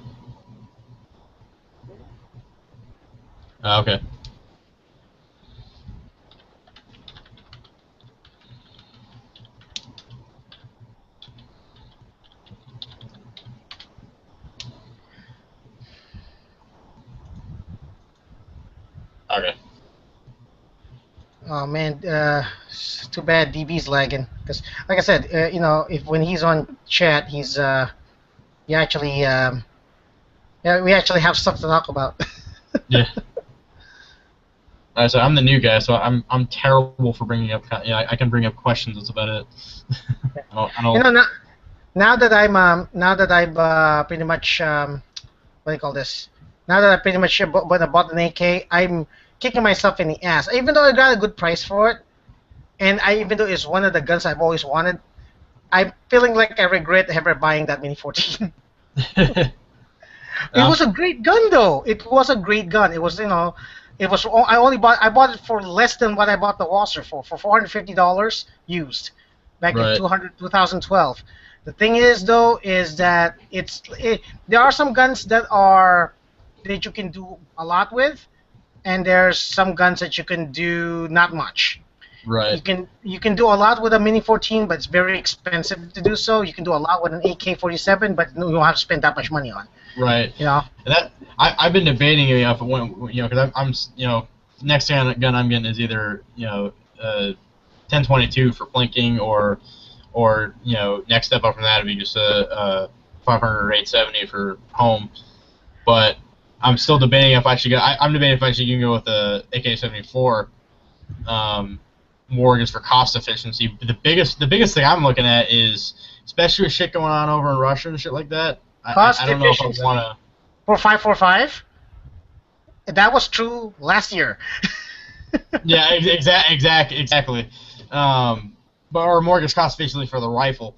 But my thing, especially with the shit going on east, I don't know if I want to even get anything foreign ammo.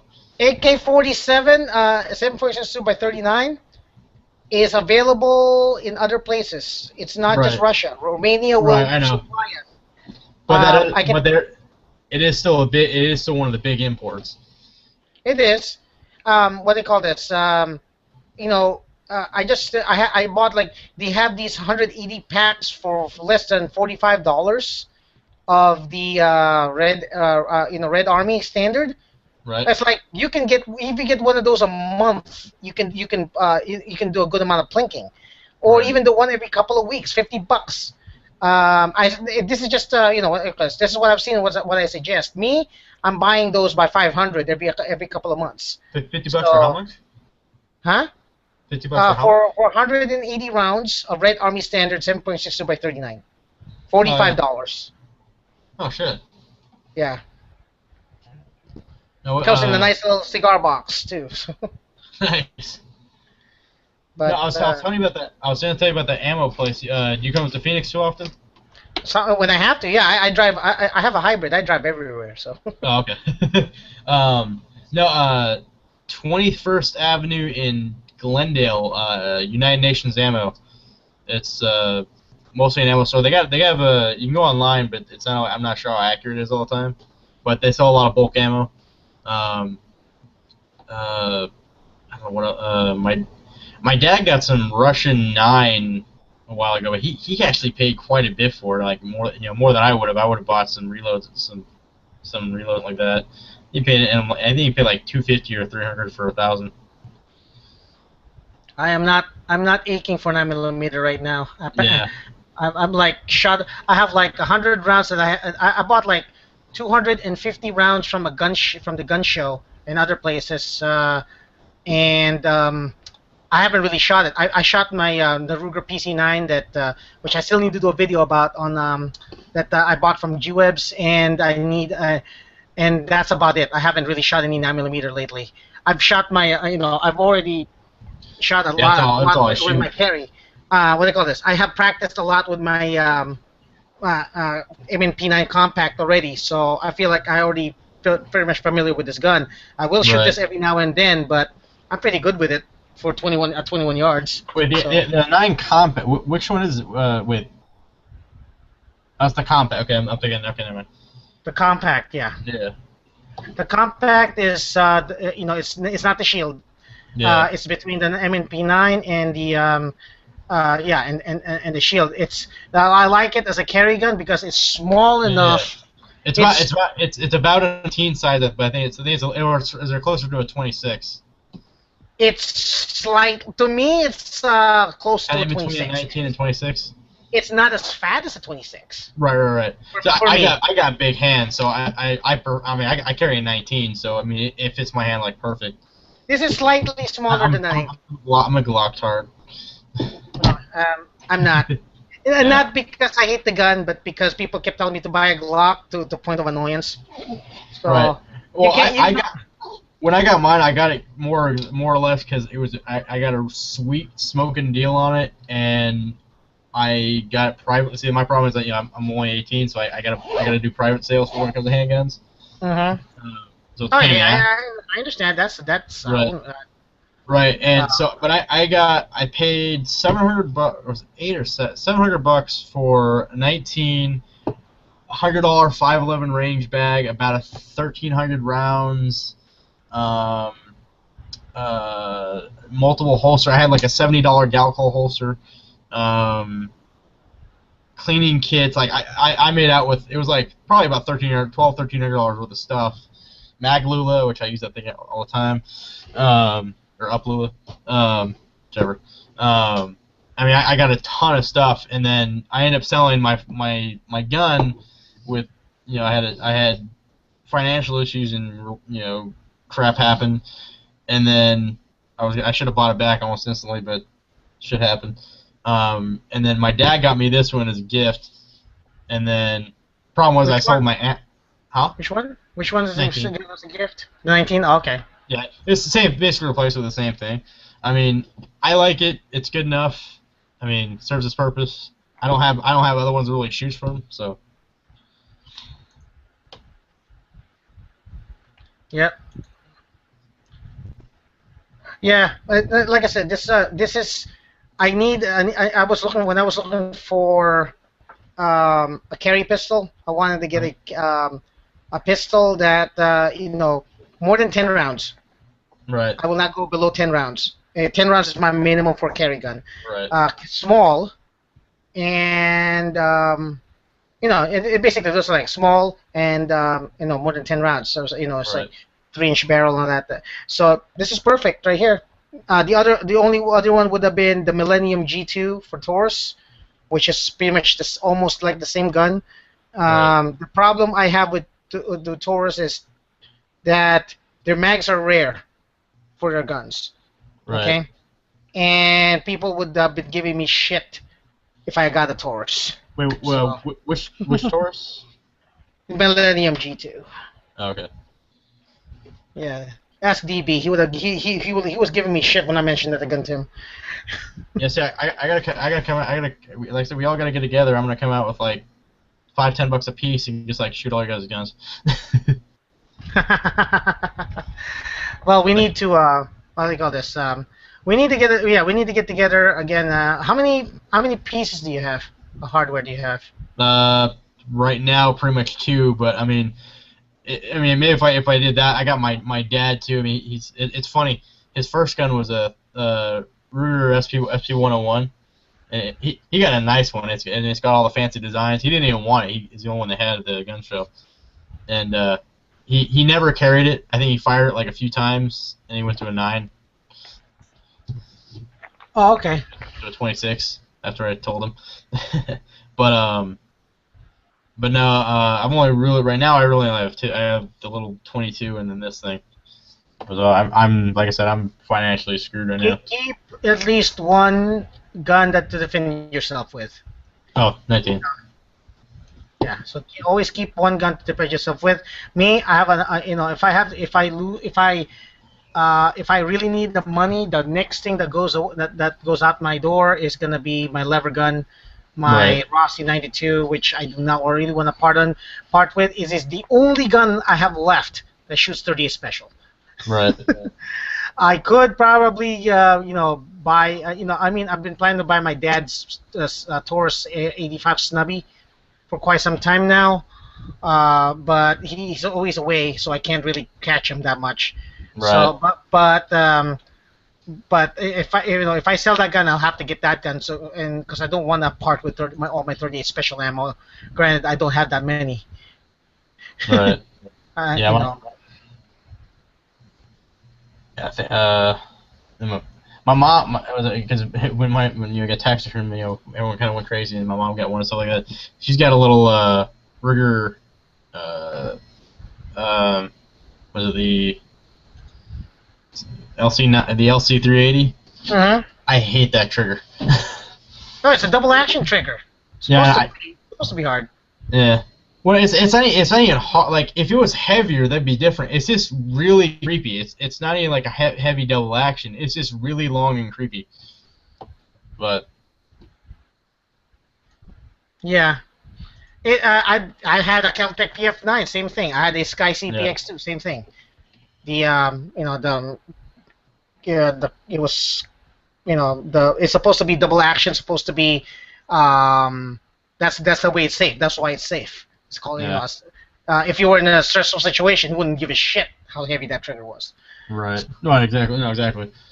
But yeah, so it's fun to shoot. It's I can stand it, but I mean, because at least with a you got a revolver double action or something like that, you can feel the whole trigger pull. It's like with those ones, just really long. Okay. So but yeah, I don't mind that. If you don't like that, then never buy yourself a Sig P250. If you think that trigger pull is long, a Sig P250's trigger pull is long.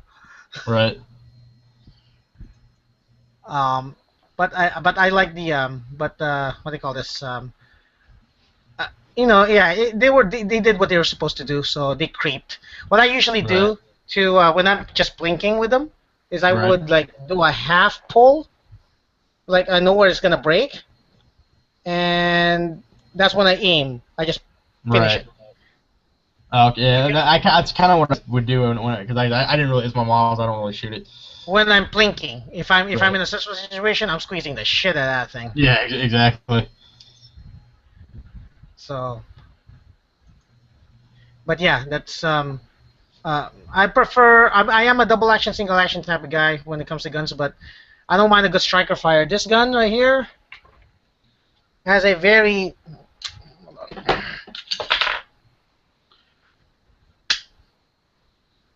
short reset. Yeah.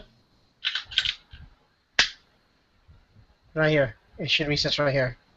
That's pretty good. Yeah, it's right here. Can't even hear it. I know, you can't. You can only feel it. Yeah. Right here. Yeah, it's a very short reset. One of these days, I want to try. I want to actually shoot one of the the really crisp, nice like a 1911 one of the clean, light, crisp trigger pulls on them. Yeah. I don't know. I still prefer that's the reason why I love my my P series, Ruger P series guns. Mm-hmm.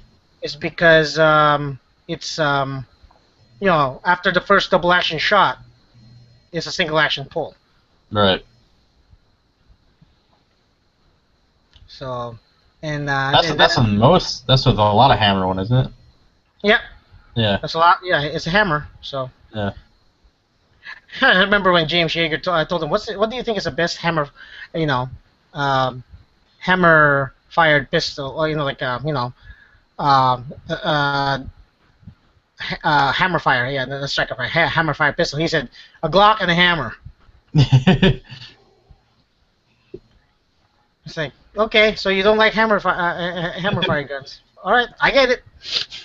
Well, see, like I think a lot of people like that think Jake Yeager is like a Glocktard.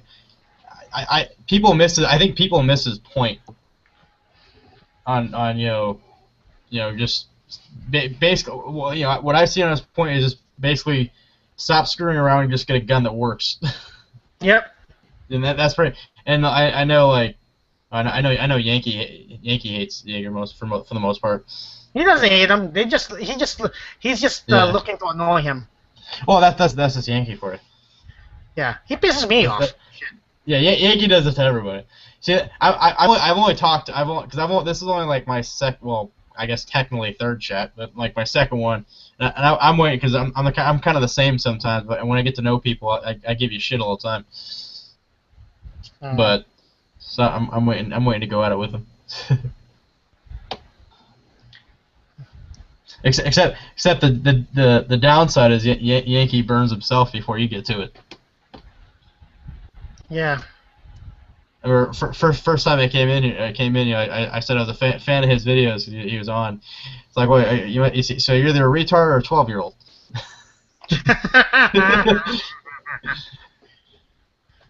Like, yeah, he beats you to it. It's like, bastard.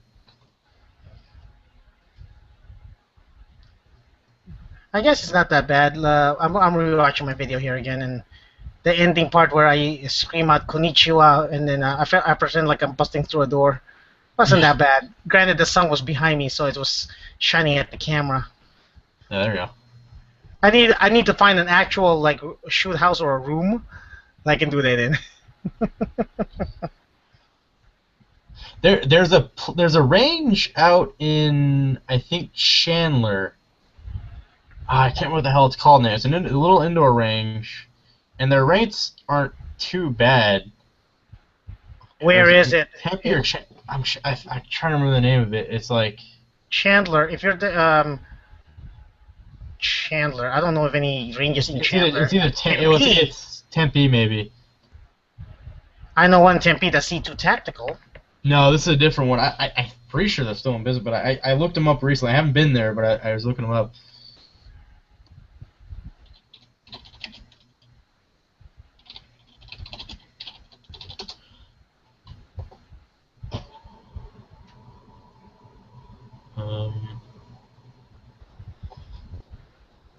One sec. Sure. It's like it's a little family. Ted's shooting range. Ted, that's in God, it was No. Ted, I think I know what that is. That's Queen Creek. Yeah. Wait a minute. I hate that place. Okay, no, maybe no. It wasn't that. I swear to God, it was another place. I don't like that place. They're, you know what? I understand. They don't like people shooting steel in there. That's fine. But still, it's just look. Just tell me you don't want to shoot steel because you don't want your backstop to get ruined, or something like that. But don't tell me it's gonna cause a fire. Okay. Right. No, this wasn't. The place I'm thinking of wasn't Queen Creek. It was in Gilbert's. I mean, it was in Gilbert. Hold on. I don't think. No, it wasn't Tez. Tez was another place. This is.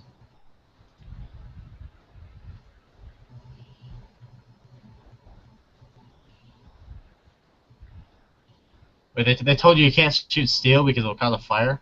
Yeah. What the fuck? From what I understand, the reason they don't do steel is just the way they collect the brass. Or the... Yeah, because they don't want to have to separate it out, So lazy assholes. Oh. And, well, we're not making money from you, so. But you know Right. what? That's fine. That's understandable. It's just tell me. Be Right? honest Yeah. about Don't be bullshit. I respect honesty. You know, I mean, apparently, he didn't want to go in an argument with a guy, you know, who's gonna call him a bunch of, you know, like money grubbing scumbags. But to me, it's just, you know what? Hey, you're honest. Right. I'm trying to find this damn. I ran across it recently. Because I was out in Gilbert and I wanted to go shoot. And now I don't know where the hell it was.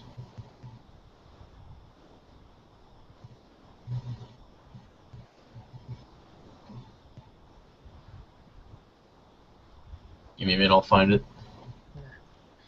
Man, I tell you, when I shot this thing with the brace on and with the shouldering, it felt like a submachine gun. It's light. It is light. It felt like like I'm shooting an MP5. You know, if it was fully automatic, it'll be better. This isn't a chat anymore. It's basically a Skype call. Well, I'm waiting for. We're pretty much waiting. Yeah. Well, you're telling me good stuff. You So it's not like we're not talking about anything. So True. we are waiting for other people to come join. Even Bob, as annoying as that is, I don't care.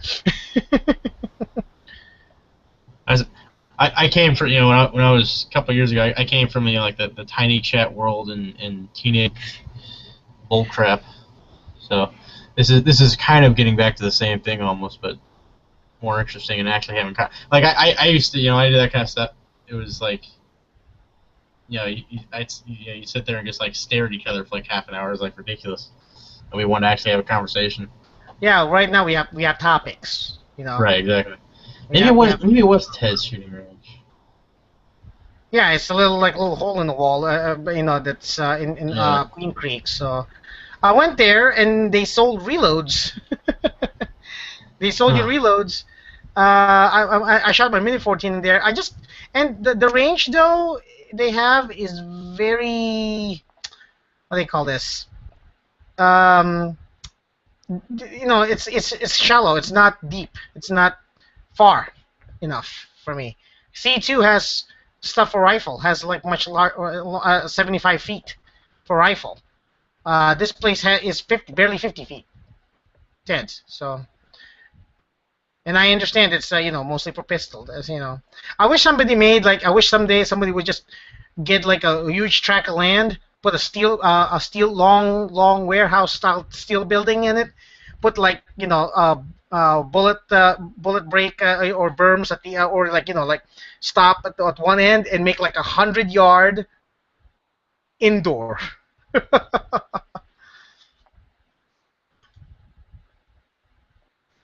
Oh, here we go. I have no idea what happened. I think Oh. my whole browser just like crashed, and then shut down. Like, what the hell? Did you hear what I said about they should make a 100-yard indoor? Oh yeah, that'd be great. Yeah. Yeah, I wish there was somebody did like a with the warehouse thing, a huge one. It's gonna be Yeah. noisy as fuck, but if you put like proper noise absorbing materials on the ceiling, it'll be fine. It'll be expensive as fuck to make. we got rich guys around here. Yeah. Shoot, if I ever, like I said, if I ever win Powerball, not basic lottery, Powerball, I'd be freaking, you know, I'd buy a few hundred acres at least, and put me a nice little shooting range on it with multiple types, like the tire walls and stuff like that, shoot Right. houses, and then I'll be hosting like gun classes, and like I'll have Jaeger here every year. Yeah, I've been wanting to host them up here somewhere, but I don't know. I know a place that hosts them over there in Marana. That's where I went to last time. Is Marana? Oh, was that who it was? Yeah, there was the Wong's Okay. family. I forgot. Oh, They okay. Because But yeah, who was telling me about Miranda? Who was telling me about Miranda? I think G-Webs was. Yeah. Because I know someone, or is that where they usually, is that where he went with someone? I don't remember. Yeah. Well, yeah, he went there. That's where he went But to meet Jaeger, and I met him there. And that's how we got Yeah. the class. I need to go. I I'll host some more just because I'm broke. What? So I need to host some more just because I'm broke, and and ammo is fucking expensive. That's why I sold all my all my 223 and guns that shoot 223 because Yeah. I can't afford I can't afford to go to Cabela's and grab 2 boxes of 223 and 2 boxes of 7.62 by 39. But for 223 a box of 223 is expensive. So it's like even in the Then you got Tula one, $5 in gas. yeah. Well, it's a hybrid. It's a hybrid, so it's not that bad. So Well, yeah, still, you got what there and back.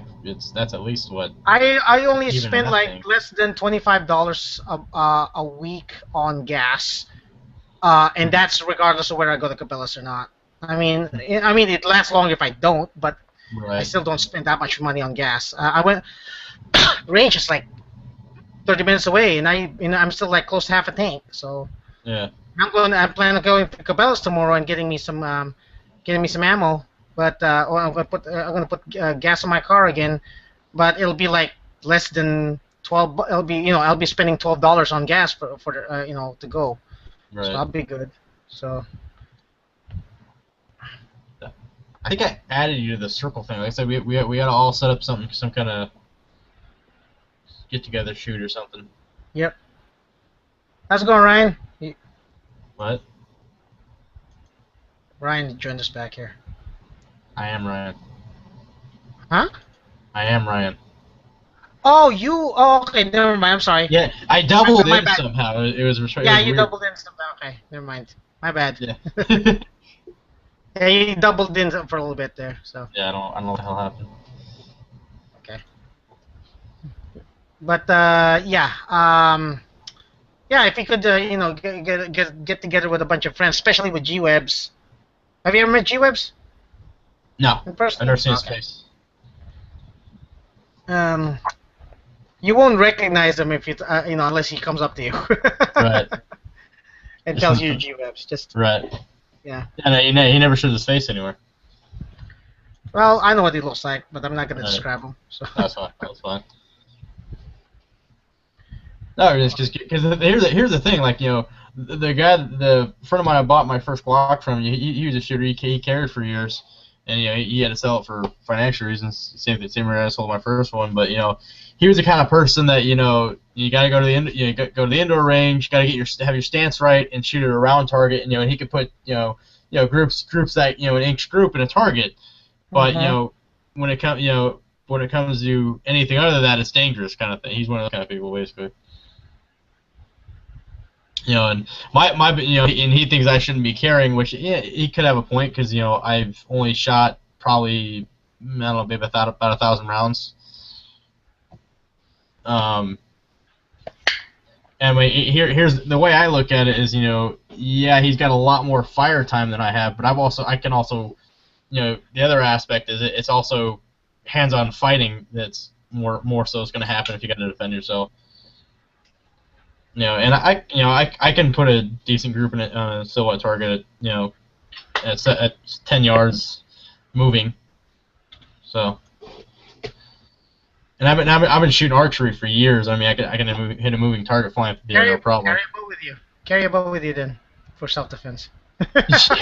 Yeah, right. It'll be funny that one day it's like you're like here in Arizona's open carrying, you have a bow over your shoulder and a quiver.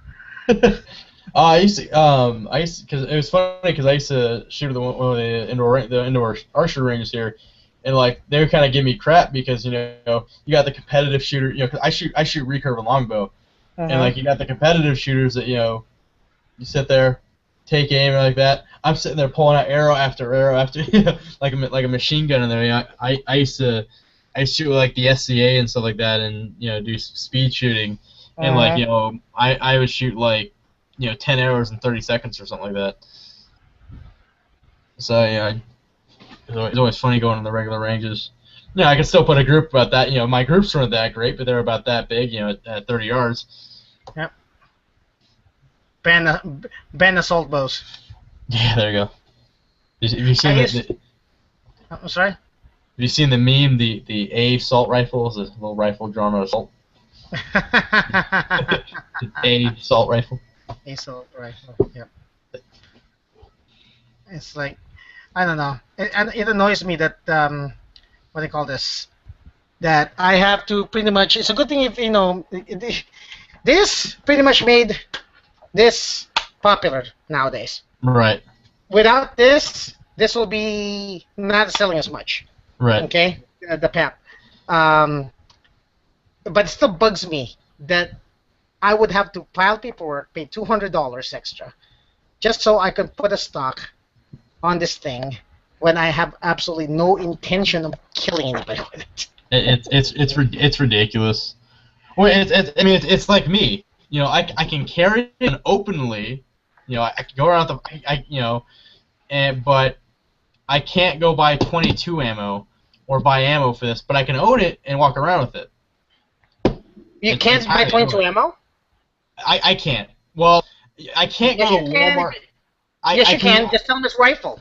Right, exactly. I can't go into Walmart and do it because they're just idiots. They don't know the fucking difference. You got the bad Walmart because my Walmart kids, like teenagers, buy 22s all the time. They tell them rifle or pistol and they say rifle because you can shoot either or. It's, right, exactly. Well, yeah. I mean, and it's actually, it's the same with 9mm. I mean, just say I mean, there are a few that shoot rifles that shoot 9mm. Exactly. I have a Ruger PC-9. Do you want me to carry my Ruger PC-9 to show you? Exactly. Although then I have to go get a Ruger PC-9, but. Or a Kel-Tec. No. Yeah. Get a Hi-Point carbine. That's cheap. Oh, there you go. I've actually thought about getting a Hi-Point. I guess the C9. There you go. There's nothing wrong with that. Yeah, no, I thought about getting one, before, because before my dad got me this one, it was gonna be, I was gonna, try to find one used or something like that, just for something. But I'm thinking about getting one now, just for a range gun, just for a plinking gun. And you know what? A lot of people, a lot of people lived on that gun. That's actually they actually used that gun to defend themselves with. I used to hear a lot of crap about it, but then I see a lot of people do tests on us like that. They're actually not that bad. Gangsters, freaking like gangbangers carry that gun. Cheap. It's $150. You gotta look at the shows like Gangland or like all those gang shows where these guys are wearing like all the colors and bandanas and hoodies, covering their faces and stuff. They're flashing high points. Yeah. Okay. they're like, look. High points. I mean, there was one guy there with a 350 with a 44 Magnum, 357 Magnum long. Maybe he stole that, but they're like, no. This guy had a 45 long Colt. He's just there's a 4.5. There's a 4.5. Blew a big hole. It's like a 45 long Colt is not a Magnum. Okay, it's a big gun. It's a big bullet, but it's not considered a super powerful round. It's not considered a Magnum. It's just long. It's like 30 special, except it's slightly better than the 30 special. Right. But you see them with high points. I saw one in Drugs Inc. Right, one of those shows on Nat Geo. Right. This is my Glock 40. It's a high point. Yeah, they don't know the fuck. Yeah, they don't even know the difference. In fact, let me show you a picture here. It's like the best. It is the what do they call this? The most ridiculous. I had a coworker I worked with, and like it was funny because he said he's telling me about his 1911. He's like he's got a 1911. It's like what kind? It's like the one and only original Colt. I'm like, you're a fucking idiot. Whoa, what do you say? In 1911, it's like the one and only original Colt. I'm like, no, you're an idiot. No. What did he say? He said like one. His 1911. It was the one and only original one. The original 1911 or the original make. I'm like, no, not Colt. Come on. No, Colt made 1911s, but no, they're not there for it's Browning, John Browning. Well, he did have Colt make them for when. Right. No. They did. I mean, well, you want to talk? You really want a Colt 45? You're talking Single Nation Army. Yeah. Yeah. There you go. Cap. I want to see a gang burger going cap and ball. Again, there's some guy who did the like a shooting rampage in what do you call this? A shooting rampage in California. Did have along with his AR had a cap and ball. Had a what? He had a cap and ball. Oh man. Okay, hold on. Who else? All right, here's let me screen share this here. There. See it? I see a black screen. Oh, here we go. My Glock 40. This is my Glock 40. High Point doesn't even make a 40, I don't think. They do. Do they? Oh, okay. They do. That's a Glock. That's a High Point 40. Yeah. So yeah. So they do make a 40. They have a 45. Yeah. 40, 45, and 9, and a 380. Oh, do they have a 380? You have a 380. It's almost the same, Okay. almost the same size as an High Point C9. So Right. almost the same size. And then the plus side, you got a bludgeoning tool. Yeah. Oh yeah. If you run out of ammo, that thing is huge enough to club somebody over the head with. Fucking, I haven't held one, but I always wondered how fucking top heavy those damn things are. I mean, a Glock without a mag is, somewhat top heavy. I have no idea. I wouldn't even want to know how much that thing weighs. A C9 is actually not that bad. The C9 is actually as far as top weight. It is somewhat top heavy, but it's the C9 is well balanced feel on it. The Right. 45, not so much. Right. Well, $150. How much can you complain? Yeah. I mean, less than that maybe. I saw this guy in Doomsday Preppers. Doomsday Preppers. This guy is a truck driver, and he's a prepper who drives a truck. Basically, he lives in that truck and survives. Right. In a truck, he carries his sidearm, his concealed carry was a High Point 45. I saw a guy in Walmart yesterday with I think it was a Jennings 25. Like, if you're walking around with a Jennings, I don't even want to know. Like, I've got a little Jennings A22. I saw a Jimenez being sold at my the gun show for like $155. Maybe it was a hem. It was funny. This one, I actually, it was my roommate's. She sold it to my buddy, and now I've got it back. Basically, it kind of came back around to me. She sold it for $60. Okay. Now you gotta understand too that Jimenez is the quintessential Saturday Night Special. It's a drop gun because if you shoot that too much, the barrel actually bows out. Right. It's like maybe you can get have somebody make a hammer forged barrel for you for that, and then weld it on the gun. But that's too much. Right. I was tempted to buy him in his 9mm ones. I mean, come on now. I'm so curious about the macros. I want to mess with one of those sometime, but. 9x18 is a hard round to find. Yeah, I know. That's the biggest. Like I say, it'd be kind of a nice novelty gun, but I don't know if I'd rely on one before any means. I mean, hey, it's a very reliable gun. Don't get me wrong. Right. Yeah. The gun as far as being able to train with it, as far as that, Yeah, blinking's gonna be hard.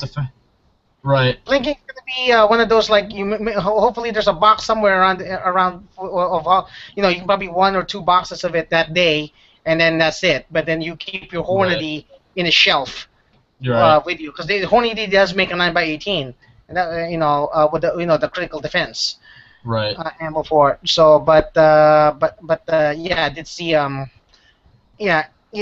it's a hard round to find, and it's not cheap either. Right. It's not that expensive, but still, hard. When you go on GunBot or AmmoSeek, it's still hard to find. I wish Makarov made a 9x19 or a 9mm Luger, but they make one in 380, and those are rare to find. The gun is rare, the 380 version. So. Yeah. Makarovs are meant to be small caliber. Right. It's supposed to be super for pocket than anything else. Right. If you want a 9mm, there is a 9mm version of the Tokarev, and those are cheap guns. They're like $250 guns. Tokarev. Go to J&G sales. In fact, let me. I'm already there. So what the heck? Oh. J&G sales, and they got plenty of those. I love J&G. They got like all the Russian guns that you'll ever need. I mean, I'm gonna buy another AK from them next year. I'm gonna get an NPAP if it's still $530 or better. How much is 223 going for right now? I don't know. I don't buy it. $10. $10. It's not that bad. They're plentiful right now. They're Yeah. like my gun store has them in stock all the time. Yeah. Not my gun store, my Walmart. And in Cabela's, they're like $7 a box of the Yeah. $7 the steel Tula, or what do they call this? What I call them Reeboks Tula because they're in herders boxes, but they're Tula ammo. Yeah. Hold on here. I'm looking for that. Wait, High points. Okay, high points. Huh? Steel case or brass? Steel case. Oh, okay. What do they call this? Let's see. I said because if I go out to shoot with you guys, I'll find out. Maybe I'll just bring some of my own ammo. High point C9 at J&G's is $159.95. Not bad. So I've never shot an AR, so I gotta find it. I'm ex-Army. I've shot ARs. I've shot ARs outside the Army, inside the Army. Our Right. ARs are great. They're very accurate guns. Right. They're just pricey to me. Right. No. I got you on that. Like I said, that's. But like I'm if I get one, I'm gonna go and get a good one, and I don't know if I'd really accessorize that much, but flashlight and maybe again a good sight. Here we go. Mini Tokarev. Here we go. Here's a good starter gun for you. That's a good. It's thin. Check that out. It's long, but it's thin. Why is the links on here? Like I have to always refresh it. It gives me a weird thing.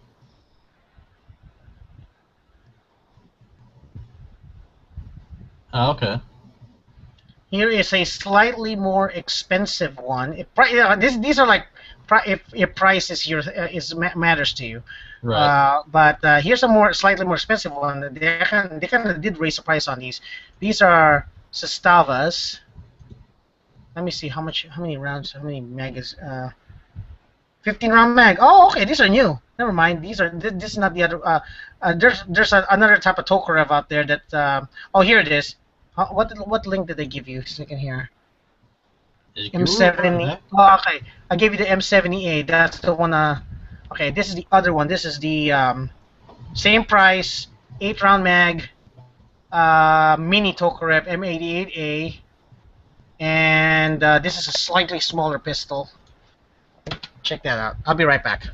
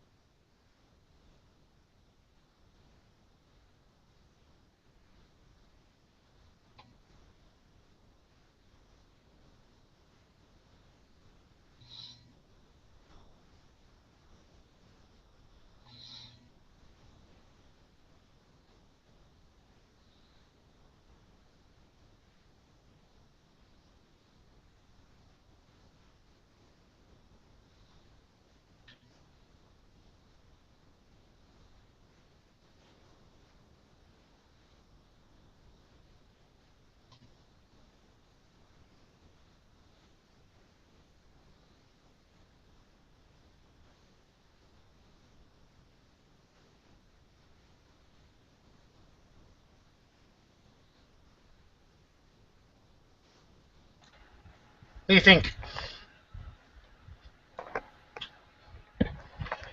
That's pretty good. J&G sales, man. That's like it's a good thing it's in the same state. Yeah. So, oh, is it? It's in Prescott. I drive there. Oh, shit. I drove there. I drove there twice. Huh? I drove there It's twice. We're at in Prescott. Well, it's in. I Google mapped it, but yeah, it's in Prescott. Is there a name? Is there a name of the owners? J&G Sales. I'm not sure the name of the owners, but Because I think my cousin's uncle owns this place. really, I don't know. I know they own a gun store up there. there's a lot of gun stores up there. Maybe I don't know. I don't remember. There is a lot of gun stores up there, Is and there? yeah. Yeah, I don't know. And they I don't don't- go up there too And, much. and they all do not like J&G. But they own a small gun shop up there. I'm trying to get my cousin to hook me up. Well, that's nice. She took her boys out shooting the other day. I was mad she didn't take me with her.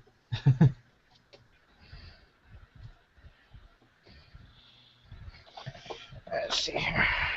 I said I'm waiting to get some money together and go to the gun show and try out some of that MyWall stuff because apparently it's like $150 for 1,000 rounds. Oh. Remanufactured. I'm like, shit. That's like the. Let me ask you this, sir. Now you got of course this was me when I was starting out with guns. My plan was to originally my plan was just to get one long gun and one pistol, like Right. normal caliber. Well, I got more guns, so that's out the window. But Right. what do you ever plan on getting a long gun? Yeah, like I said, first, basically, next one, next to maybe, like a Twinkie, Twinkie 22 or something like that. You're talking shotguns or long guns? Long guns, like a decent caliber gun, like of the 223, 7.62 by Right. 39, and all that. Probably, I'm still debating between like an AR and AK, but I do plan on it. I just got, like I said, right now I'm in the situation. I'm on food stamps right now. I barely get jack money right now. I know how I know how that feels. That's that. I've been out of work for a while. Okay. You rob bank. I'm kidding. Don't do that. You won't last Yeah, long. no. In this state, you won't last long. Yeah, no shit. Yeah, no. It's not California where you can do something like that and make it last. Yeah, no shit. It's still Yeah, kind of no. wet. What's that? Even when I plan on, cause like when I get back to work and stuff like that, I donate plasma sometimes. I get it's like you get like if you go twice a week, you get $120 or like either 120 or $110, something like that. Yeah, it's not bad. Once a week. Yep. Go in. You can go once, twice a month or something like that, and buy, and support buy ammo at least. Yeah. The what do you call this? I can tell right now this is only $500. What is it? My Wasser 10. Oh, okay. I had the tan. If you ever saw the video that did that, this was tan. Yeah. I got me some Krylon. And because I screwed up and I should have bought the black one, but I saw Tango down small grip. I grabbed it without even thinking. But so I put some You forgot the rifle was black. I forgot my preferred rifle is black. Yeah. So that's even worse, is because that's my preference. If I kept that wood, it wouldn't mattered. Is that one of the side rail mounts for the AKs? Yep. They pretty solid. Yeah. This is screwed on. This This is screwed on. This is Yeah. not the. No. TTF. It's side mounted though, because that was the biggest thing about going between an AK and an AR is compatibility, putting a scope or red dot on it. Mm-hmm. Red dot I'm actually not too. I mean it's I'm not too bad at actually picking up a sight pretty quick. Or But you could do this too. You can replace the gas tube, or just the gas tube cover, with one that Right. has a rail on it, and put that over there. A lot of people do True. it that way. True. But it's kind of far back, isn't it? Or you can just get an extension. kit, you Not can for a red extend dot. it, or- I mean, I extend. I true, put this as true. far. I put my red dot as far forward as possible because that's how I like it. If it was a little bit further out, that's fine.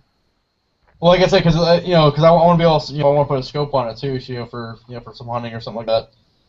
Yeah, for hunting. Trust me, because when I had like a 4-power scope on this when I went to James Yeager's class, and he took it off.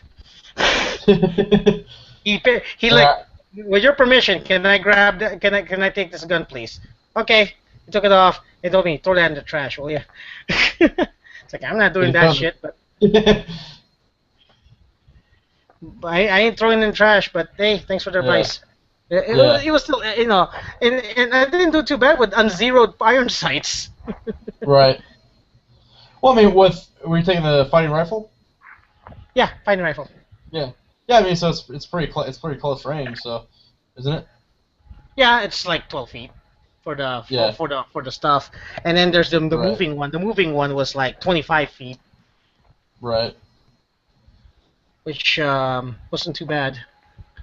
Let's see. See that's where I kind of come in handy. I've been told it's nothing the same, but you go in with a rifle or a handgun stuff like that. Like I said, I've been shooting instinctive style bows for years, and it's something you get in tune with for pretty well.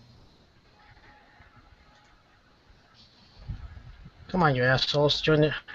Looks like this chat might end because I gotta go soon. So anyway, Yeah.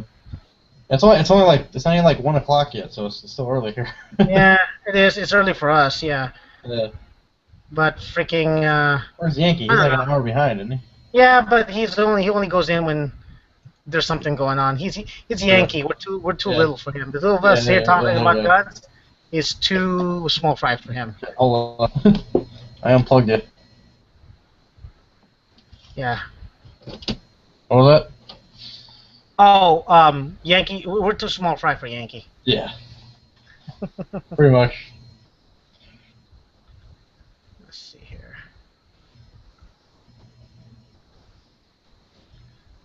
But yeah, like Huck's back. I'm sorry, Huck's in here. Bob. Huck.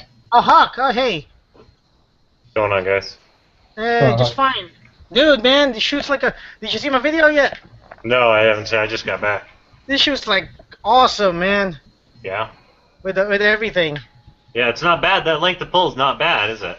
No, well, I did. Here's what I did. Like, I got some duct tape, and put I extended it just a little bit perfectly for me, Gotcha. and then so that made the length of pull just a little bit more bearable.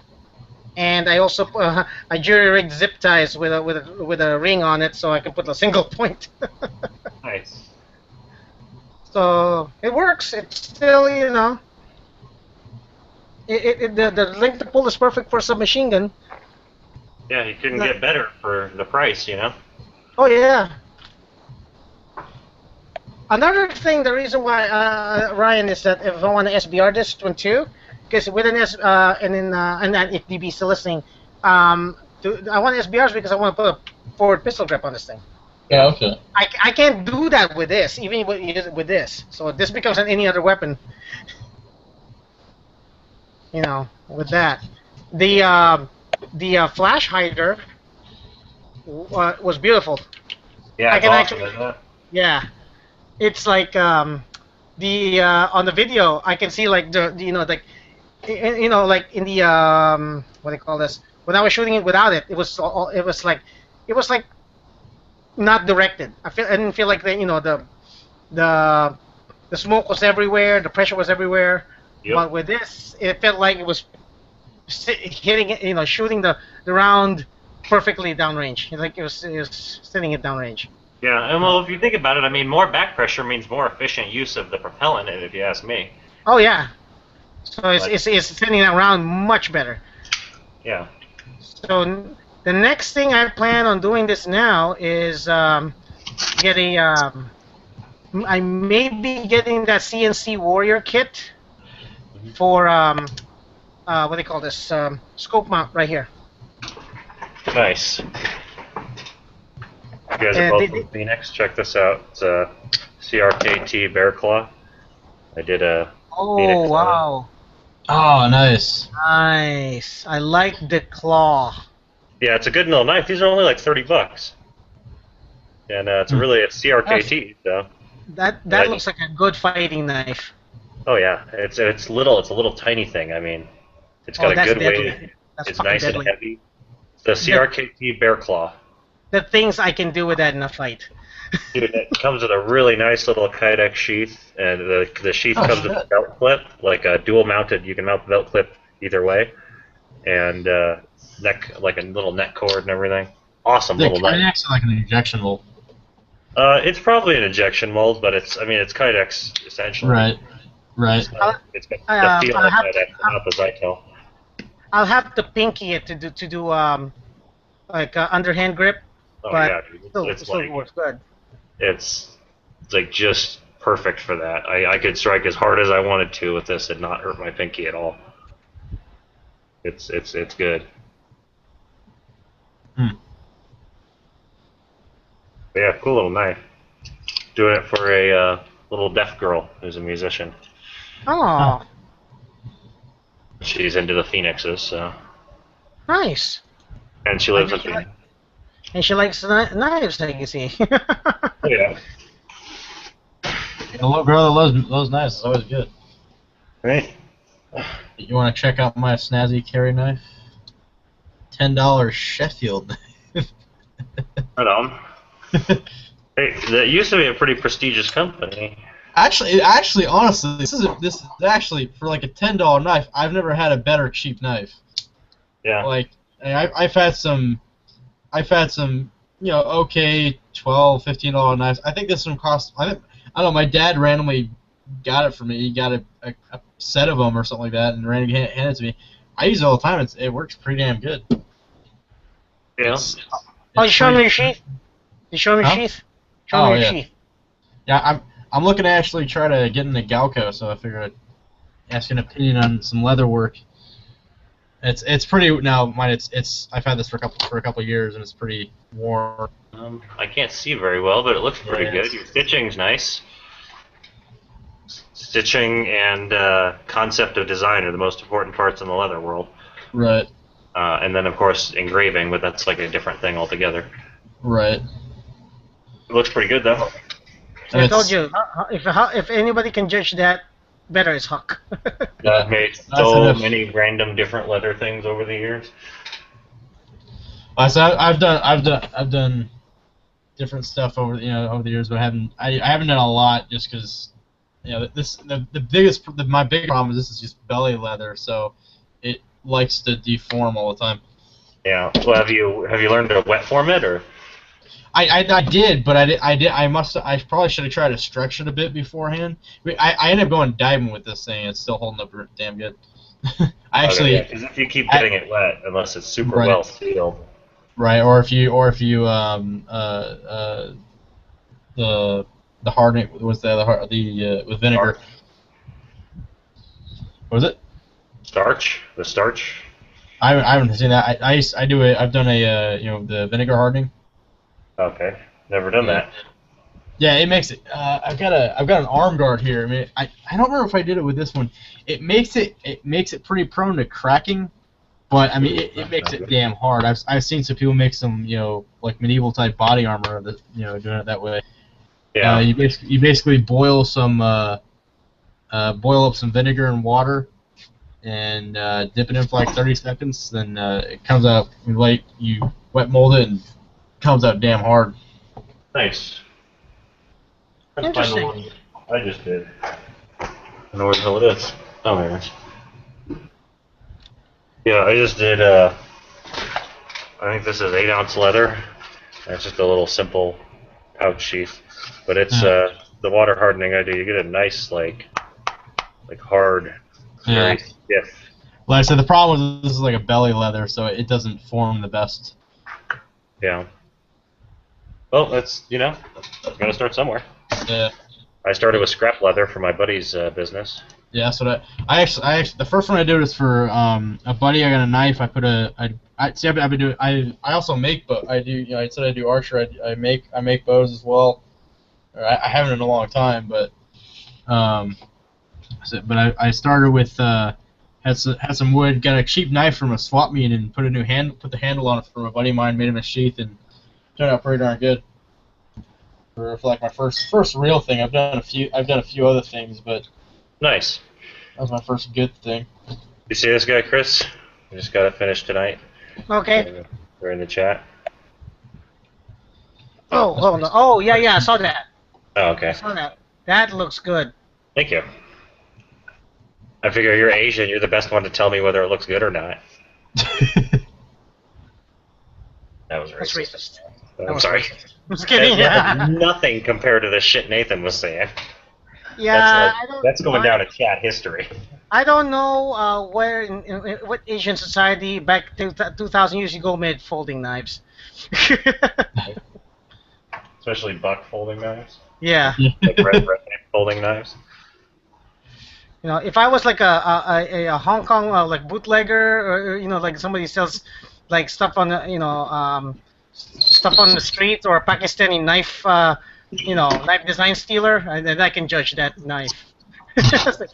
I'll say, nice knife. I'm gonna copy that for my design and sell it for less for an undercut too. So I got the AK support system working out pretty well. Yeah. The chest rig, the SKS Okay. chest rig. I'll be Nice. Put this little guy in the mail. You watched my video. I was wearing my my battle belt. Nice. How's it working? It works fine for like. I need to get a new holster though, because I mean I can use that holster for something else, but the the whole it wasn't really fitting my P85 well, which is the gun I'm going to carry to the class. It holds my 1911. That's it. Well, so I went ahead and bought another one to see if that works. It says it's universal, so if it fits like major large frames and medium frames, that'll be great. But what else? I also went back to U.S. What do you call this? I keep forgetting that webpage. The surplus, U.S. surplus, whatever it's called. Let me see. You just sent it to me. I don't know. Hold on here. I just did this too. The charging handle mod with the empty casing. I just keep the rubber. I just keep the rubber. Yeah, my rubber came off the first time I shot it. It still comes off, but I just put it back on. Yeah, So, I put a shrink tubing over it for a little while, and then I just did this because I was dicking around. I figured Uncle Sam's retail outlet. I that's bought where you got the belt, right? Yeah, I got the belt, but I went ahead because I got a 20% coupon, and they were on sale. I bought a like a vest, Molly vest, for $11.70. Sweet. Well, after taxes and shipping is $18, but still, Uncle that's Sam's a US. surplus. Yeah, but that's a GI surplus vest. Yeah. So it ain't it's not bad quality, and for that price, that's awesome. Did you have to pay with a card or? No, I mean PayPal. They Okay. did PayPal. Sweet. But yeah, it's it's it's a good deal. So I'm gonna mix. I'm gonna find a way to hook my battle belt to it. Take out the strap, so use that as like as a complementary to it. Make a good fighting system right there. Nice. Yeah, that's what I'm working on right now. Is trying to build up a good system to use the AK. Like everything I've had before, like all the rifles I've built my systems around before, have always been like Mosins and like 30-30s and stuff. So I'm not used to having to integrate a bunch of mags. Or big mags. Yeah, especially big mags. Like I'm used to like Glock mags and fun sticks and stuff, but these are particularly big. What category do you think that would be under? All the like the marine gear and stuff. I just went for the best under clothing. Clothing, okay. Yeah, I'm gonna be well. I'm already. I didn't. I'm not planning on getting some tactical gear until like later this year for that class or in general. But What class is it? I'm taking a stick fighting rifle again. Oh, okay. I'm gonna do the whole 2 days this time, not just one. Yeah, okay. I took one because it was unplanned. Because I worked on. I had to work. I took an emergency short notice day off on that Saturday, but I can't take the next day off. So I decided, that's the way I was gonna do it. I was just gonna take 1 day as a tryout, basically. It was a free class. It was a tryout. I wasn't wasting my money. But this time around, I'm gonna pay early in December. How do you get a free class? Huh? How do you get a free? Jaeger. He just said, I'm gonna give you a free class. No, the right. I need to come in here and Jaeger's in here. No, I met him in person and he gave it to me for free right there. Oh, okay. Because I was G-Web's buddy, so why not? Oh, shit. No, he'll probably give me another free one, but I'm not gonna like bank on that. So I'm just Right. I'm gonna be the good customer that I am and pay for it. Right. So, I'm definitely taking the cash regardless of whether or not he offers beforehand. Right. yeah. So you think you're gonna definitely be there next year? Oh, With fucking me? A, man. I got a rifle now. Okay. I had So a he- Glock last time, so it'd be hard to take the fighting rifle class. Well, you could have taken the The sub 2000? 1000. No. He does. I mean, the what they call the seed. He does allow for pistol caliber carbines. Yeah. What they I'm call sure the he would've let me, but- Yeah, you probably needed, but the thing is, you needed a minimum of 5 mags. So I didn't know if you had 5 mags for it. Oh, yeah, like a dozen or more Glock mags. Tons of Glock mags. Yeah, but now that you got that and you got 7 mags, well, if you can get like some more. I don't even care if it's Oh, tap. dude, yeah, I'm planning on having dozens upon dozens, so. I am gonna get 20 max, but I'm gonna get an assorted 20 max of mags, and maybe later on get here and there. But right now I got 15 mags, so I'm already close to my goal. And I'm probably gonna be getting more mag pulls since because that's the best mag I've used. The mag pulls have not. I mean, granted, Tapco has not failed me, but my mag pulls have not. They're good quality and they always fit and they always work. Just on the floor plate design alone, I would say Magpul. I mean, like if you look at the Tapco mags, they come off in the direction that you push on them when you rest your magazine. Like if you're to go prone or something, you can knock the Tapco. Go forward. Yeah, they go forward. Whereas the Magpul ones are like keyed in backwards. So it's just a better design. They're nice and they feel better. They look better. They feel better. Yep. Speaking of which, yeah, maybe Jaeger will, hopefully next year, the ATF doesn't decide to, you know what, we changed our mind about the brace. Yeah. This right here, I went ahead and got this. I got the Galil style. I told you I got the Galil style lower receiver. And I bought like a cheap Magpul plastic rail. I screwed it in with carpenter screws. But this one was tan. So, but yeah, right now this is actually this is very stable. It's very a long length of pull, but that makes it like I'm really pushing it in. Yeah. So that's what she said. So. And zip ties for a single point sling attachment. Whatever works, man. That's not permanent because I actually have an option for that. I need I already have a couple of D-rings, so I'm just going to use those. I do have a like belt supports, like you know, like police belt supports, you know, the wrap Oh, around. yeah. And I'm gonna use those, and I'm just put a D-ring around it, and it'll work. She's a hose clamp. That's another. Yeah, somebody. I was thinking about the hose clamp idea, but But that's pretty sturdy. I mean, hell, you got a zip tie in there. It's gonna outlast any cheap Chinese made thing. yeah. But You're yeah, one of I'm just gonna get me some of those. I'm probably gonna go look for some like straps and just use those. So I need to get some black D-rings because I bought some shiny blue ones, and I need something anodized. But D-rings are expensive. You know, they can range from really cheap to really expensive. Yep. So, but what else is you just got back? You went out, Huck, or? No, I was just put Bandy to bed. Oh, I see. He's going out of town again for a couple days. Ooh, okay. So I'm getting ready for another couple days of bachelor lifestyle. Yay. Without the actual bachelor lifestyle. Exactly, without the debauchery and sin. Yeah. Wait, so who's bringing the strippers? What? Yeah. Definitely don't want the strippers around here. I'm thinking about buying one of these. In Payson, yeah, I don't know what the quality of strippers are.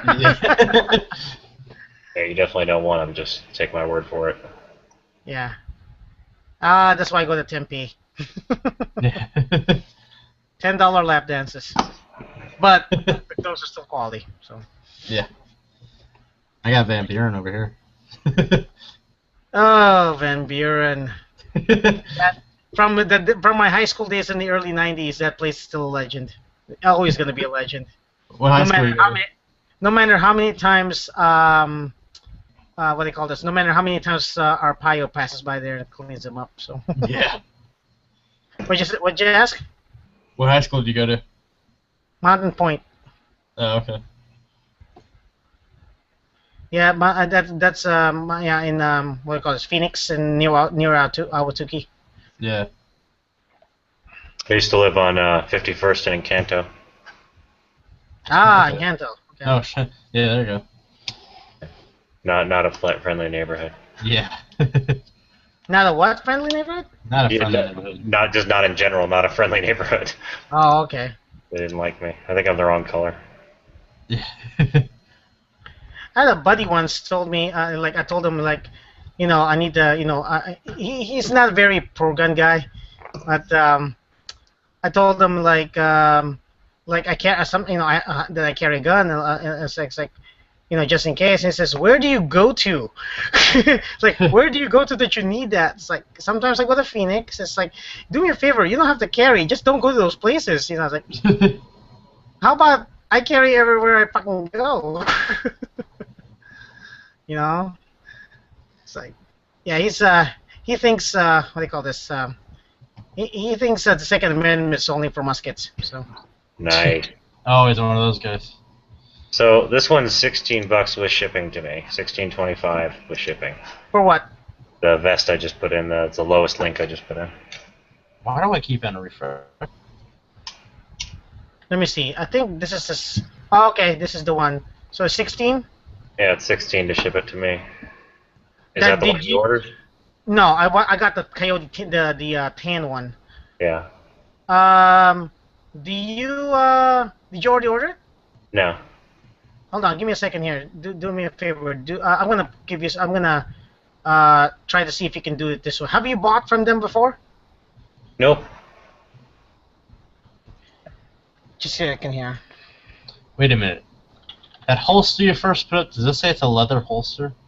Yeah, I don't know why that. No, I think it's just the company's name is something Hill Country Leather or whatever. I was gonna say what? Yeah, Hill Country Leather is the name of the. Yeah. I guess. I'm like, wait a minute. This isn't leather.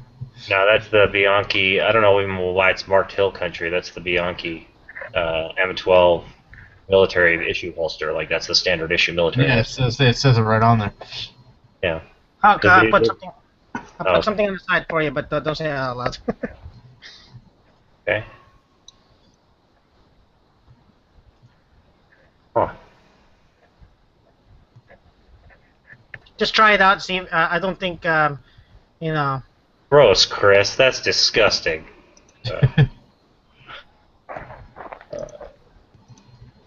I have to stay away from this site. Hey, $13. I'm blaming you guys for this. I gotta stay away from this site now. It's a nice site. There's cool stuff on there. It's cheap too. I know, but I'm jobless right now. I can't be spending money, and I'll find a reason to spend money. Yeah, I shouldn't be, but I am. I'll find somebody. I still have money. I have money on PayPal. Wait a minute. Damn it. Yep, it's all your fault. Now I'm gonna find an excuse.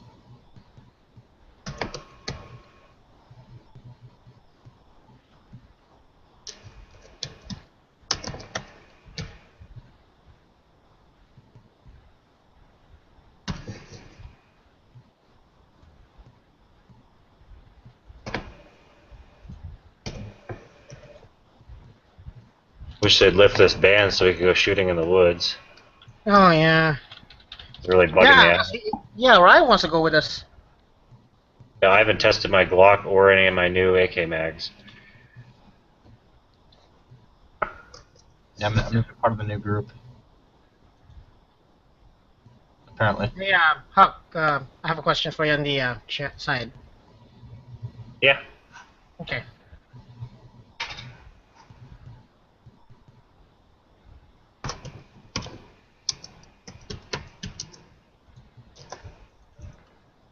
It actually worked kind of well.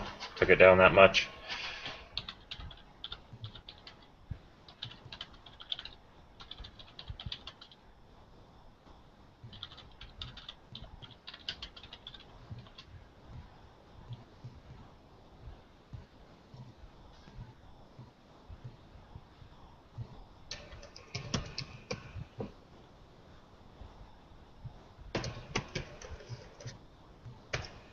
Let's see. But yeah, like I posted a video and I definitely need like I'm tired of like I mean it's okay and that's how I do it, but I'm really tired of going to the range alone and filming by myself. You know, it's Yeah. I need help. Because I can't control the cinematography. Yeah, you can't control the lighting, you can't control the focus, you can't control where it's pointed, you know? Yeah. You have to go back and look to see if you're out of frame or whatever. Yeah. Chris, I'm a photographer, by the way. Okay. just saying if you need help. Okay. Well, if I got what do you call this? If you have the time, I don't have a job. Well, you never know. Like you might have to do something else. Oh, You might be getting doing- Yeah, and then if I have enough ammo for the both of us. Right. Yeah, I do accept ammo for payments. I will work for. We'll work for. Wait, hold on. You'll pay me in ammo to go? No, you're paying me. Oh.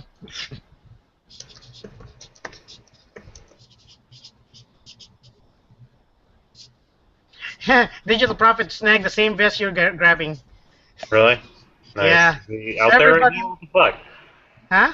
Is he out there? He's In the out lobby? there. Yeah. Tell him to get in here. Maybe I don't know if he's watching. I sent him a message through what do you call this? Gun Digital channel. Prophet's swelling. He's I don't swelling. think you can see it.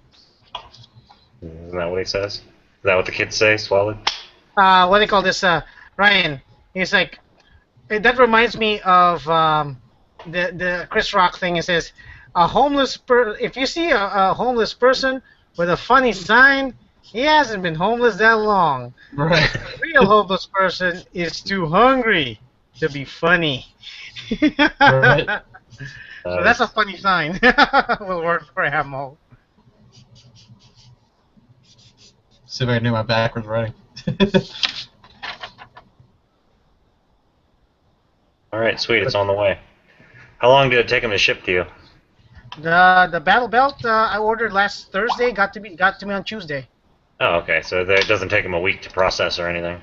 No, no, not the way to process. It takes them a day to process, and then the rest is mail. The rest is, sends out. It's coming from Oklahoma. Oh, okay. So it shouldn't be too long. But no, what kind of camera you work with? Just this, just a Sony Handycam. It's a 1080p. It's not bad. It's actually my best camera. I have a Toshiba Camilio. I bought it because it had a mic, but the mic is only only gets me left audio. Camcorders are probably better off with the Sony. Actually, they're a little bit easier to work. I used to sell cameras too. That was my previous job. I sold cameras. I would get a GoPro, but the GoPro, it's hard to find ways to. You have to the Wi-Fi into a freaking. The problem is you can't really unless you're just mounting someone for anything else. They're not that good. They're great for mounting shit and strap it on and go, but you can't control it for crap. Yeah, my brother loves his. He uses it all the time. Oh yeah, they're fun, no doubt about that. But like I said, just for if you want to actually for making a YouTube video or actually if you want to actually use it for two things and set it up and use it, they're not that good.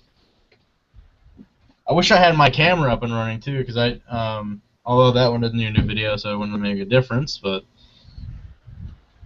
I got my DSLR and lenses and stuff. Yeah. But that's it. I just put it on a tripod and I just move around. So I need somebody with a camera. It's like the best shooting day that we had was back in what do you call it? The best time that we shot was and I used my phone that day when we went to Payson. Right. So. But I got a little camera, just kind of a little shoulder camera rig you can mount. It's got a tripod mount. It just basically, and I can mount like a shoulder camera. I have an Emerson Go. Oh, so it's a cheap $50 GoPro. Oh, okay. It works fine, but it works fine, but you can barely hear it with the plastic case on it.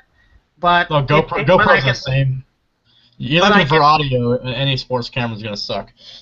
Yeah, but I can mount it on a helmet too if I want to, or a shoulder mount. Well, that's why if you really want to do it, what you do is you sync the audio up with from the camera with the other video. If you really want to do that, you can just basically use an external port as basically an external, and then just basically dub it over.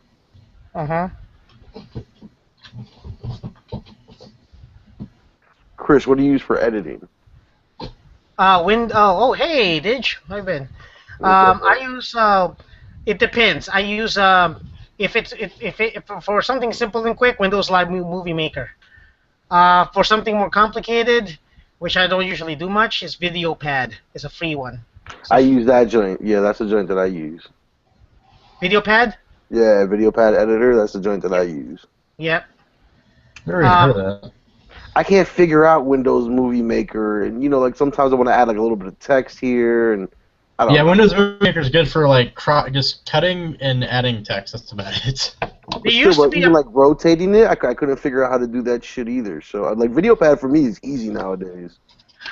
If I have like to say I'm gonna superimpose a scene on like I have a picture in the middle of a video or something like that, I use VideoPad because you can layer it.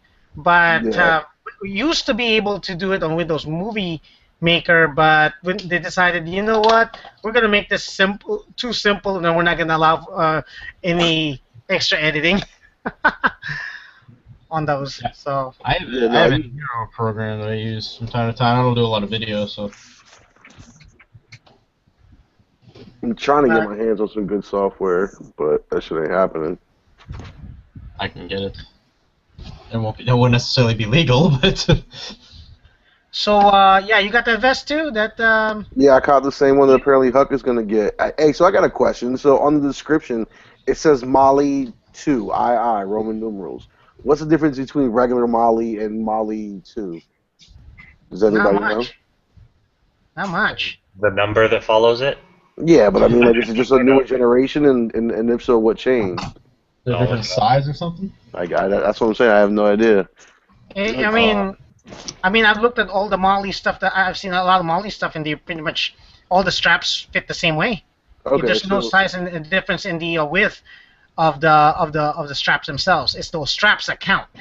You so know, when I get like a pouch for it, for example, I don't have to make sure that the pouch says Molly 2 as well. It could say just regular Molly. I don't have to worry about that. yeah, no, just All right. most of them are generic Molly anyway. There's no Molly 1 or 2, so Okay. it's just I think it's probably because just the number of like the thickness of the loops maybe, Okay. but the way that it goes in is still the same. So I got the Desert Tan version of that, and I'm gonna. And Krylon. Huh? Oh. No. Well, no. That's I intended it to be tan, and then I'm going this to. time. And then I'm gonna go and put the well, what do you call this? It's the gear. I want the gear to be tan, but I'm gonna put the battle belt. I'm gonna rig the battle belt to. I'm gonna mate it with that, so I have a complete system. He's got his color coordination all screwed up. Yeah.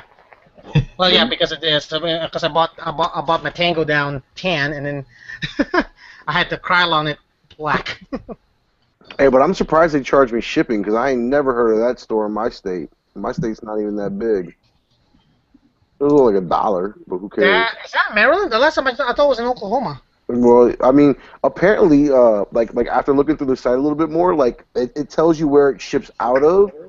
So I'm guessing not everything comes out of just Oklahoma. So I'm guessing they have other states that they ship out of. Well, yeah, they got me for $1 there, and they got me for $5 shipping. So I got the whole joint for like $22, which is still a fucking steal. Oh yeah, I got mine for 18. Still, I mean, $4. I mean, who's gonna cry about $4? Yeah, since you guys are buying, you will get your own coupon later on. They always give coupons to the new customers. That's what's up. Yeah. Because I know as soon as George Zimmerman sees me rocking this joint, he's like, "Ooh, I want one." Do you have the pouches or? No, I don't. And honestly, because I couldn't find like the matching ACU pouches, so G-Web sent me a link to this other brand. Pouches were a little bit more, but like not too much more. And I really don't care how much I spend, but I'm gonna try to find the same ACU pattern. You know what I'm saying? Before I actually just get something. See, I don't care. I've got a whole bunch of like black and random green and like ACU and all kinds of weird pouches I've collected over the years. So you got the German. Yeah, the German pattern too. See, but I'm gonna try to find a pattern that'll match a pair of Jordans. Nice. And I'll be on top of the world. Get a swoosh. Tactical. That's like tactical pimping right there. I need a Velcro swoosh. I need a patent leather pouch, and I'd be straight. Yeah. Yeah, I'm gonna get me another Coyote tan pouch later on when I really need it. The one I have now carries 4 mags, and for now 4 mags is plenty. But I am getting another holster on it. I am thinking about maybe getting a drop leg addition to it. So because it was kind of sitting kind of high, the pistol, and see if that'll work out. If I can get like a drop leg attachment. Really? Because I honestly just watched your video because I was gone for like an hour and a half while you guys were on or whatever, and I watched your video and I saw that it looked like the pistol was the right height for you. No, I don't know. It felt a little high. I just can't stand drop legs. I've worn a lot of them, and there's only one type I've ever worn that I really liked, and it's not practical. I had the first holster I ever bought was an Utaj drop leg, and I hated it, and then I suckered George Zimmerman into buying it. Because I showed up at his house like wearing it. He's like, "Ooh, I want that." I was like, "I'll sell it to you for the low price of whatever I pay for it." That's the only thing I need is a holster. I don't have a good Molly holster. I need a Kydex holster. That's what I don't have. I need an outside the waistband Kydex thing.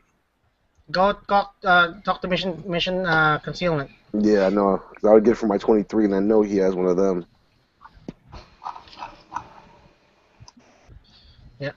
I need on my belt. I need another on the rear end. I need another mag pouch, but I also need another pistol mag pouch on the left side. I was about to ask you how many pistol mag pouches do you have on it? No, just one that's attached to the holster. That's it. Well, I need how many M&P mags do you have? only 2, and I'm not carrying my M&P to that class. Okay. Because A, it's too small. Hey, I heard there's an M&P extendo out there now. There is. Yeah, and I heard they're pretty good too. I've heard from 2 people that have them, and both of them said no problems. Oh yeah. Who's making them? ProMag? Believe it or not, I think it is Pro Mag, but they're metal, so it's not like a plastic joint. So ProMag is I will tell you this. ProMag makes they're like hit or miss. They're like I've had like 3, I like 4 when I had my Mini 14. I had like 3 metal ProMags. One of them was like a straight, the straight type, and one there's a 20 rounder curved. Perfect. Then I bought a 30 rounder on them, and one of the biggest problems with some ProMags is that they're kind of tilted, so that it doesn't, the round is not seated perfectly, so it'll strip. It will like scrape, the ball will scrape on the top round, and you'll have to like pull on that mag to get it to load properly, chamber properly. And I found that out. I did buy a ProMag magazine for my an AK mag, and I put it on the washer, and then the washer was doing the same thing, was stripping the top round. But then when I put it on the PAP, it was perfect. That's nuts. Then again, the PAP, the mags are tight. Like my Tapco mags are tight on it. So yeah, it's got a really tight magwell. Yeah, so I think it's probably because because of it being tight that the ProMag works fine on it. So, you know what? So there you go. I'll just use it on the PAP and not on the washer. Yeah, I've heard that a lot about the PAPs. Like whether it be the pistol or rifle, they all like have tighter fitting magwells just because of the because of 1.5 millimeter receiver. So, yep, I've heard that from a lot of people. I've also heard a couple people say they don't have 1.5 millimeter receivers. I think was it Mr. Guns and Gear said that was bullshit. He's lying. He is lying. Or Huck, didn't you learn a new word? He's swelling. Yeah, he's swelling. So I got it right. You did. I didn't want to say it if I was saying it wrong. Well, you got it right. Sound like an idiot. Nah. I make you look cool, Huck. Hell yeah. Somebody's got to do it, 'cause I'm not doing it. Hey, Digital. What's up, bro? Did you see the last part of my video? Yeah, konnichiwa. Yep. I thought you were gonna fall over when you raised your leg down, and the battle boat was on you. I was like, "Oh, Chris is gonna tip over." What is that from? It's like I know it's from. It was from like a rap video back in the '90s, like early 2000s. I forgot what it's from, but somebody told me about that. Somebody like kicked what do they call this? Somebody kicked in the door and so he yelled "Konnichiwa" and then sprayed the room. Okay. Hey, dude, you know what you need to do? You need to paint your face like Stitches and just pump your AKs over your head. It's like, bitch, I got extendos! Bitch, I got extendos! And you get like somebody to draw like a little AK on your face and just like the little stitches like across like your lips. Get like a stick-on tattoo. Yeah, but I don't think they have those in AKs. Like if they had those in AKs, I could probably find one on Amazon. Heck, send me one. I'll make a video like that. Oh shit, no, I have to shave though. My beard is too cool. I need in order for me to do that properly, that konnichiwa scene again, I need a room. I need to shoot into an empty room. Yeah. Well, now you need like drop down targets. Door. Yeah. Well, no, I'm gonna kick down like a door. I want to kick down a door and start shooting. That's it. Even if it's just like a false door. like a door in the middle of nowhere, kind of in range, so something like that. But let me take a look and see if there's a tattoo. Let's see. What temporary set? Let's see. What do you call it? To go with it. Double mag pouch. Mm. I I ordered the digital Woodland or whatever. It's in there. There are decals, but not tattoos. Okay. It's not for the children. Somebody needs to invent it so we can have it for the children. Shoot. Kids do, when parents, what do they call this? When parents give their kids guns and to pose with and take pictures and put it on Facebook, they get in trouble. Right? That's so insane. I was just making a point about that the other night. If you look back into history, it's like the commonplace to pull all your guns into the picture when you get a picture taken. Like back into the pioneers and before. Old West days, everyone would take their guns in their pictures. Like that's part of getting your picture taken. Right. Nowadays, it's almost a taboo. But a 16-year-old girl with half calf clothes on is okay. Yeah, I had to fucking not block, but hide my niece from my news feed so I wouldn't see her pictures and selfies and shit anymore. I was just like, this is not cool. And then I have to read all the douchebags commenting on it. Yeah. I can't stand having younger family members do that shit. But I will say, women wear clothes like that for the preservation of the species. Oh, yeah. I understand it. I'm not against my niece getting laid. I just don't need to know about it. Exactly, yeah. You know what I'm saying? Here we go. This is what I'm gonna get. Let's see. I do have a bunch of Condor anyway. Most of my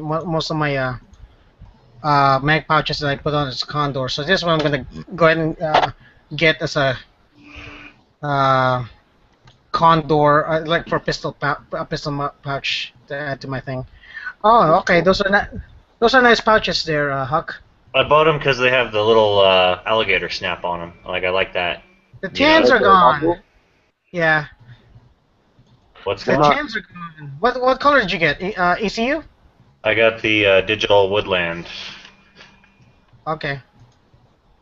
Which is in like the bottom right or bottom left corner of the picture. ARAK. Yeah, it says ARAK. Yeah, if anything, it'll get one AK mag. I'm not super worried about it. Like I said, I got a bunch of random pouches. See, I'm not a fan of the buckles. I'd rather have Velcro that I can just rip. Yeah, I don't do Velcro. Well, Velcro though doesn't last long, so. Yeah. That's the thing is I'm building this for a range setup. Like, okay. I'm not planning on running this, through classes or when the zombies get here or whatever. I'm just buying this so I can, have a setup to figure out what I like and what I don't like as far as running it. See, I'm buying mine for the zombies, and I don't know, you know what I'm saying? Guru was giving me a hard time because I didn't want it to say U.S. You know how many government agencies are in my city? The last thing that I want, anything that says U.S. or Army or anything like that. Hell, it might save you from catching a bullet, dude. It might save me from that, but there's going to be 1,000 people running up to me saying, "Oh, help me, help me." I'm what do I do? What do I do? Oh, the anti-gunners will think you're official, so you're okay to have a gun. Protect this footlocker at all costs. Oh look, that guy can have a gun. He's official. He's like, help me, feed me. Now, there's nothing wrong with leaving the U.S. on there. That's not illegal, right? I mean, that's not. Oh, no, it's not. No, it's not. No, that's why I was asking, because it doesn't seem like it would be, but. Otherwise, everyone who has U.S. surplus shit is screwed. Yeah, that could lead to some problems. Yeah. I'm just thinking that, that the whole U.S., just the two letters on there is a big sign that says, ask me for help. That's the whole thing. So whatever. Hey, zombies, don't take chances. Shoot them. No. Yeah, I think most people will just be running for their lives. Yeah.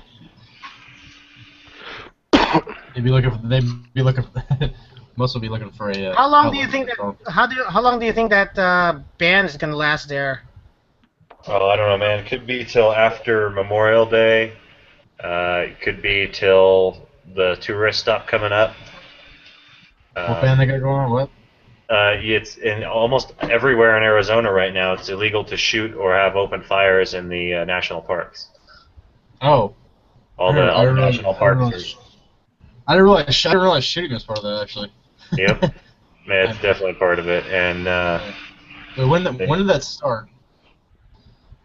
How many days a year does it actually rain in Arizona? Not enough. Yeah, pretty much. Not nearly enough. So maybe like It's been- once a month. It's been dry here. If that.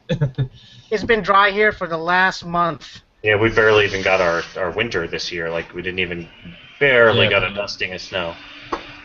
Although it was pretty cool. Although it did stay kind of cool pretty late in the year this time.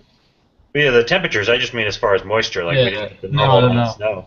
Usually we have snow on the ground at least for, a collective month throughout the year. Well, you get a winter up there. We don't get jack shit down here. Yeah. Oh yeah, I've been snowed in up here. I mean, to the point where you couldn't get out of your driveway because there were like 3-foot drifts behind it. It's been raining for 4 days straight here, and I can't wear good shoes when it's raining. They don't have little baggies to go over your Jordans. Yeah, but then at that point I'll just wear like a pair of New Balances and not give a shit. You're a shoe guy, huh?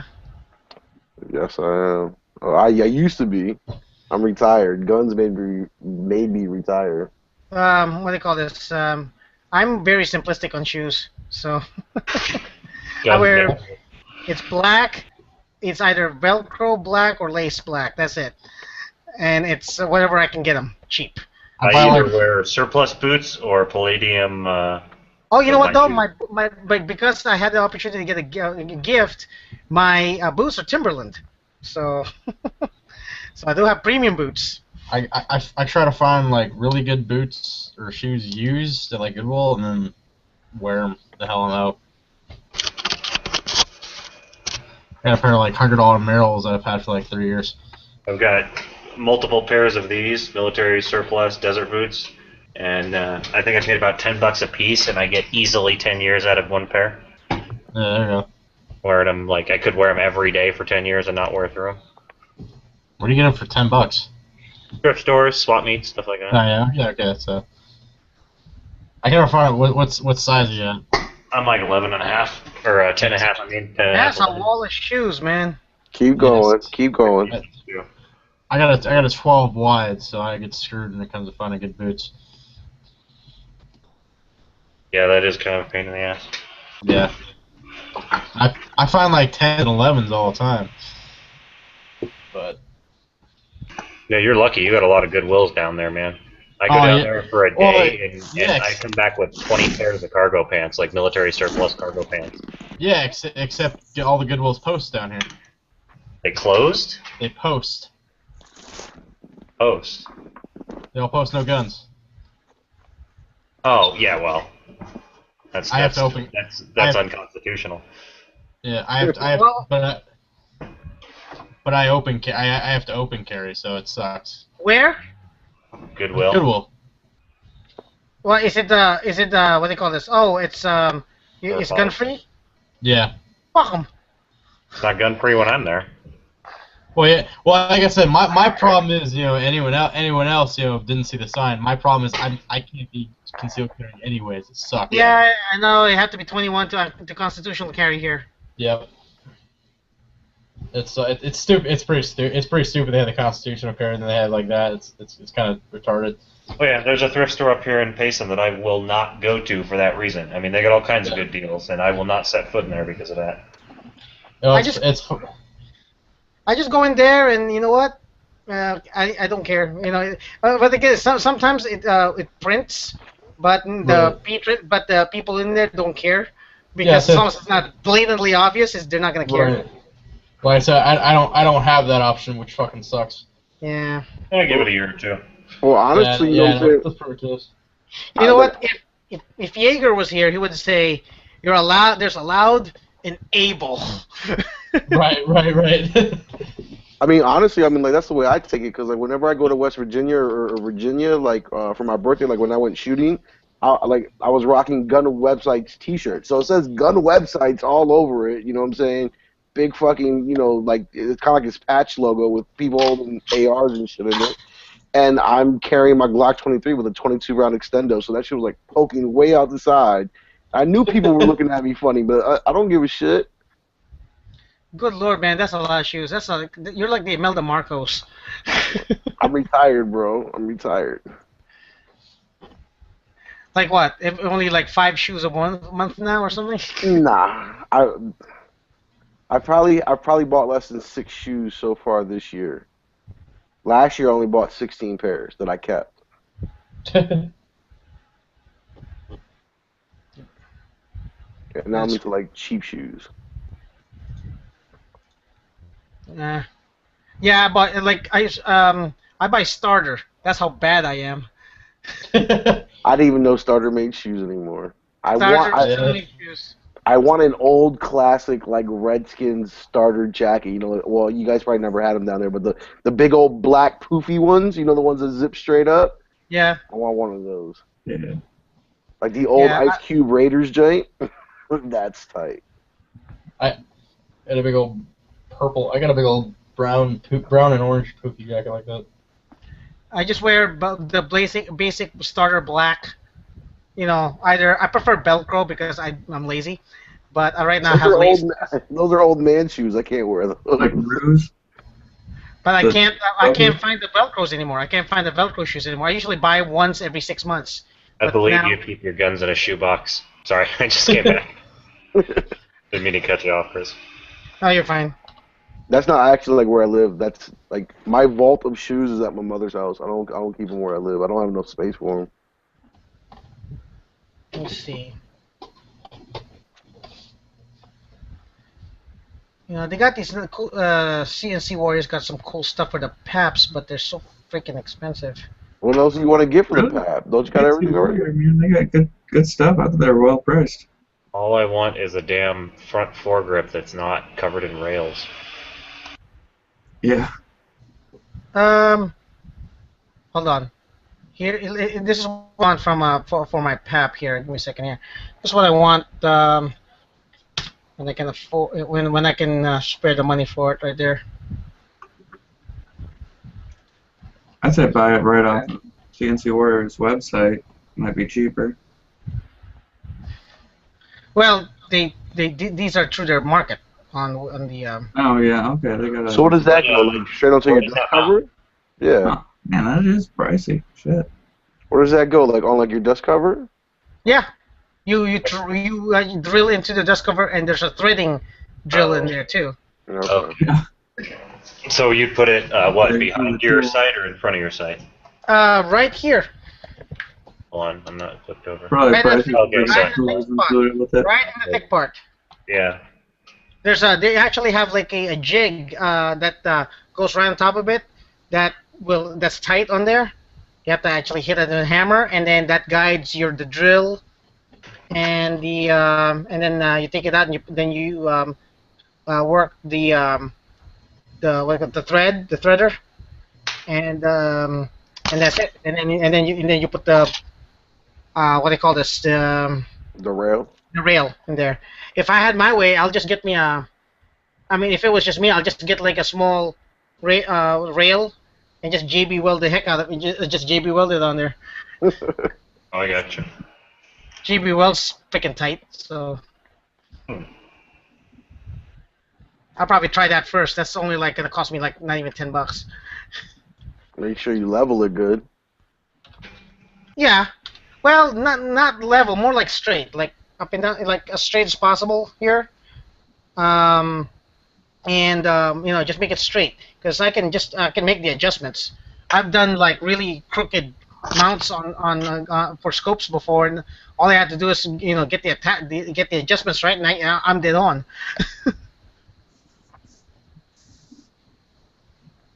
Not like it's all candid like that, but just a little bit.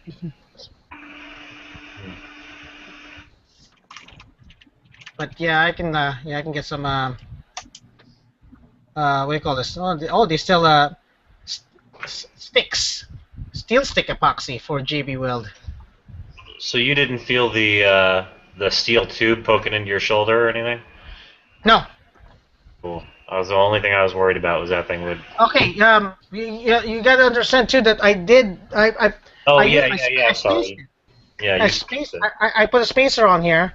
That way, it was longer. I had to cut it, but it was too long. So I put a spacer in there so that it extends out a little bit more, and so so I got good, perfect length of pull, and it's all soft back here. Show me the spacer, bro. Hold on, let me click on you. Shit. So all right, so it's just a spacer that goes on. All right, so where's the actual space? I'm kind of lost here. I'm sorry, This bro. right here. This usually hits here. Like this is closed. Okay. See this space right here, this tube? Uh huh. I spaced it right there. Okay. This So, usually goes here all the way. so how much was that spacer? How much is duct tape? Well, I mean, so would you just put duct tape around it? Duct tape and electrical tape. I put duct tape first, like layers of duct tape, and then electrical tape. All right, so without muzzling yourself, show me the back of the buttstock. Does the actual tube go all the way flush to the end of the rubber? No, not anymore. That's what he was doing. Was Okay. Okay. moving the tube. Okay. So it's not a real extension itself of the tube. It's just he just slid it back more. Yeah, and prevented it from sliding forward. So basically, it just makes it fit his arm better. Yeah. Yeah. So basically, yes. The theory is for if you want to adjust it, if you want to go at your arm a little bit longer. That's it. If you want to go in there, the video shows that it goes a little bit more towards near the end of my forearm. That way, it's a little bit more stable, closer. So they should have thought of that, for people with longer arms or if they want to adjust it. They do have a spacer. CAC Industries has the spacer for the SB15s. But not for the SB47s. They have steel ones that have the different lengths. So it's not, you're not modifying this at all. You can do anything to the tube. You just can't do anything with the pad. Yeah. So they can't stuff, anything in here. I don't, you can't even glue it on the tube. And which is fine. I don't want to glue it on the tube because I want to be able to adjust it. But this feels like a submachine gun now. It just pisses me off. Like I have to do this. I have to go through this length, and it's kind of a thin length that it is in order to be able to use this rifle, this pistol, the way I want it to. Instead of having to, pay a tax and wait 3 to 6 months, from what I was told. I know a buddy who says that you can get it for 3 months now, for Form 1, and I don't intend to kill anybody with this thing, so it just pisses me off. The length of this pistol does not make it any more deadlier. Right.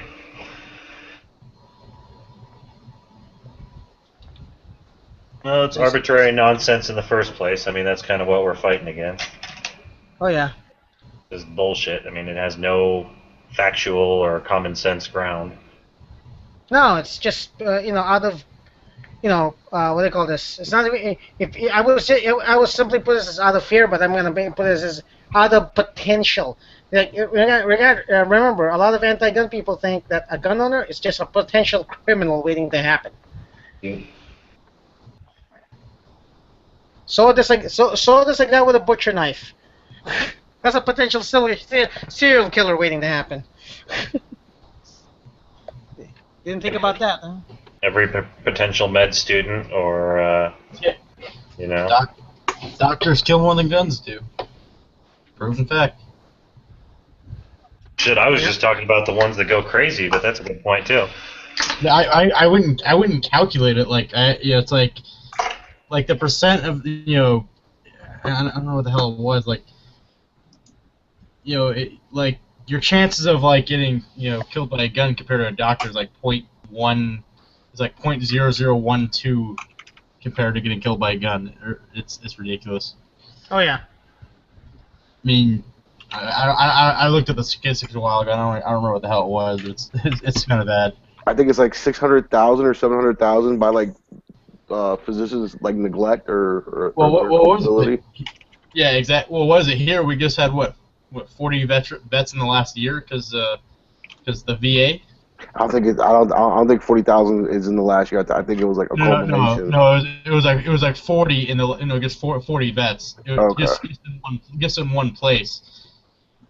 No, well they're talking about there's 40,000 out of the Phoenix VA. No, not 40,000. Not 40,000, was it? Well, put it like this. Like a big number that's come out recently is that since the backlog has happened, which is basically since like I guess 2001, 2002, when our wars kind of started, Right. it's been 40,000 in that Phoenix VA alone. Was it 40,000? Yeah. I would not doubt it with the slightest. Yeah, no, I don't doubt it. You You know gotta what's funny realize is I go there. that Yeah, I've been states there a like bunch of times. I went there to pick up my dad and drop him off there and stuff. And I go there, and it was fun. What sucks is that every time I put up an appointment over there, I was like, okay, I need an appointment to do this, and it says, okay, does April sound good? Like, and it was June. yeah, And I was asking for it. It's like April of next year. That's how bad it was. It's like I need chemo, damn it.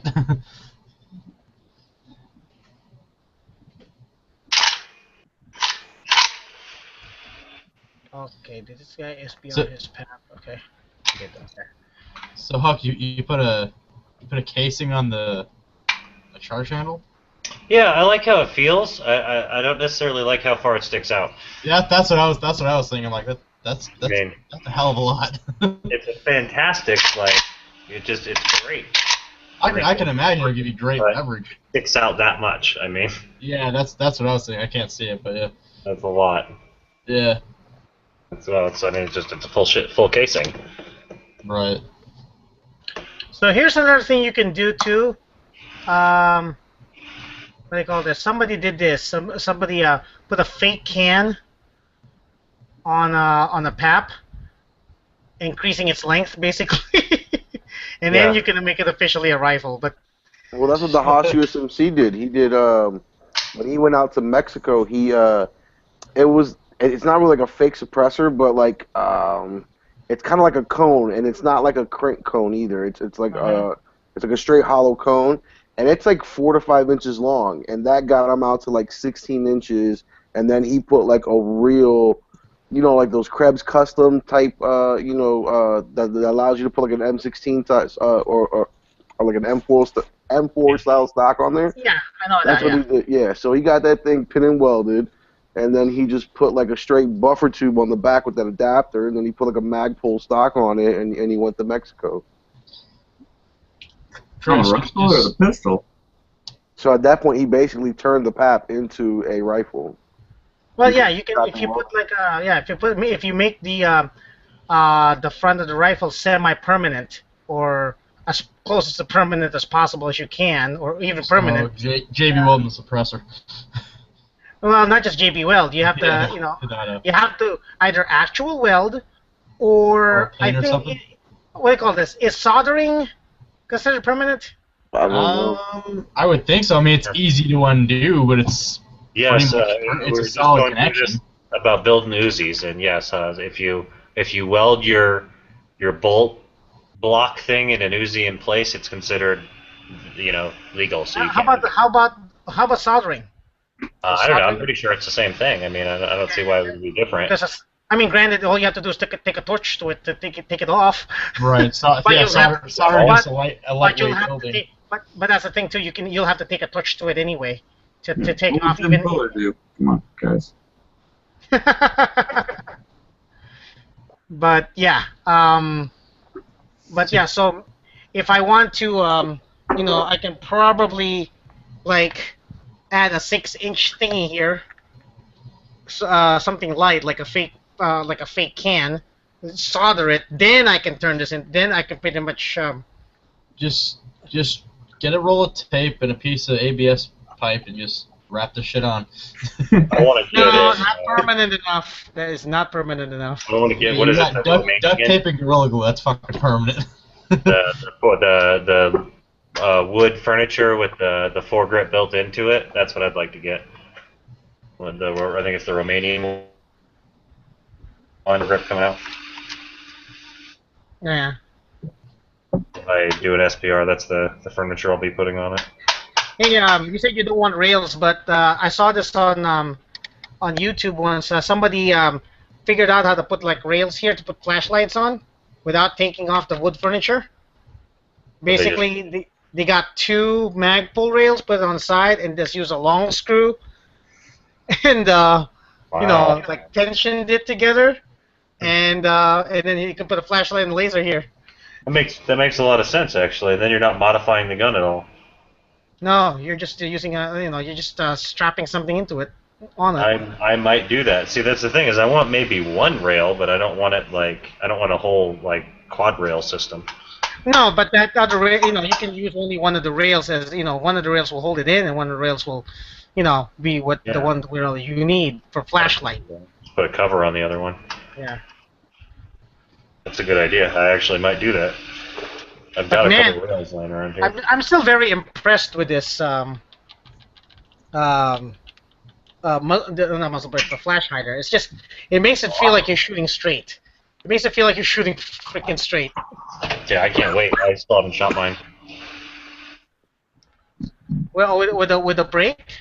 Yeah, I still fired it with the brake, or I fired it once. I fired, I think, 200 rounds out of it when I first got it, and it was stock. Just the 2 stock magazines, and that was it. Yeah, it's an awesome, well-balanced little gun.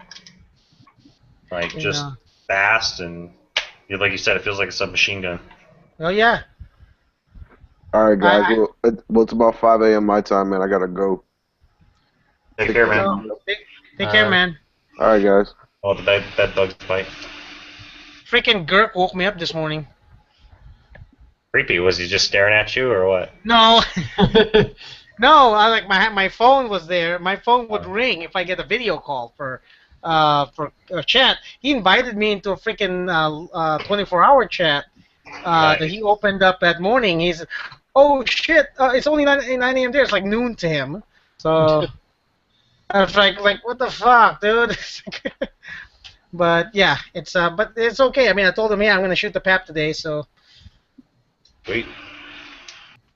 But that's about it. I what do you call this? I used up enough ammo that I had to break out and unload my cigar box of Red Army Standard and to fill out the gap. Damn. On my thing. So I shot a good amount of ammo today. I only shoot like 10, 12, 15 per shot. Like whenever I'm zeroing or or whatever, I'm just displaying the gun on the video. But the Konnichiwa one was 30 rounds. Yep. Yeah, I was counting that one. I was shooting fast. Hey, wait a minute. Huck, when you first put the brace on, did you now it's gone because I've been shooting it like crazy. But did you hear like a crunch here, like it's hitting the support here was hitting the trigger on yours? No. No, not at all. Okay, mine worn out because I've been using it a lot. But yeah, earlier though, I felt like it was stopping the trigger. They just had to offset a little bit. Well, yeah, and it does have a little bit of play on there, so I'm looking at mine. It does move a little tiny bit. When you guys just for pistol, do you guys only load 10 rounds or something like that if it's a high cap? Depends on what I'm doing. I usually for my girlfriend I only load 5, so she has to change mags a lot. Oh, okay. Well, I was just kind of curious because I usually do 10 just because if I'm doing a silhouette target, it's kind of just easier to keep track of. Yeah. Right. Depending on what I'm doing.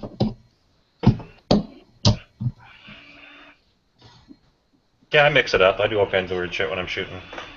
You got any good advice on getting a girlfriend to like shooting more? Don't push it on her. Yeah. That's one thing I've learned. My ex-wife was terrible about it. What's up? Yeah. Okay. So have you had any experiences with 1911s? Experiences well, I've shot a bunch of them. Yeah. Okay. So here I'm going to go and I can verbally say this now because people are asleep in my house. So I'll keep it down. But what do you call this? One of my family members, I'm not going to say who, yelled at me because my 1911 was cocked and locked. No, I heard that earlier, yeah. Really? Because he thinks, so what if the hammer goes off? It's like, is there a chamber? It's like no, it's locked. It's like, no, it doesn't matter. That lock could fail. It's like, no, well, that's not the way the fair spring works on those. It's not going to fail. It blocks it completely. No, Aren't most of them designed with a You got the palm safety anyways, don't you?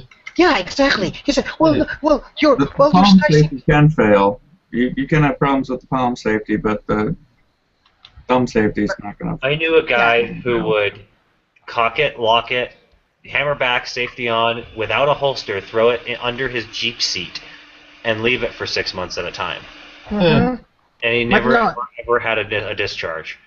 No, And Yep, no. I mean, Yeah, I I'm know not that. saying I that's a know good that. idea. Obviously, that's a dumb thing to do. But I know that. The thing is, Yeah. like I know a lot of gun users. That's their thing. But I was like, but the thing is, I was looking at it, and I was like, I was just like flabbergasted. It's like, why are you so? And like, I understand why he's mad because he doesn't know. Yeah. But because he said, well, your Sky CPX, your Sky pistol freaking broke. How about that broke? If that broke, what if the dog got on it and it fired? It's like I was like. And he's like, oh, wow, you're looking at me like I'm an idiot. It's like, but you never know. It's like, you think you know guns just because you have some guns. It's like he's like questioning everything I know about guns. It's not maybe problems like Brown you. said. He's not questioning you. He's questioning the gun. It's a common thing. People are afraid of the gun, and it's once you realize how that kind of shit works. I mean, I had my very first automatic was a CZ52. It was one of the first guns ever designed with a decocker. And every time I went shooting, I would test my What's that? I said that's a good first gun. That's awesome. Oh man, it was a fantastic first gun. I got to work on it all the time too. What type is it? A CZ52. Shoots Oh yeah. 7.62 x 2.25. It's like a really nice Tokarev. Anyway, I would test the decocker every time I went shooting, and it never failed on me.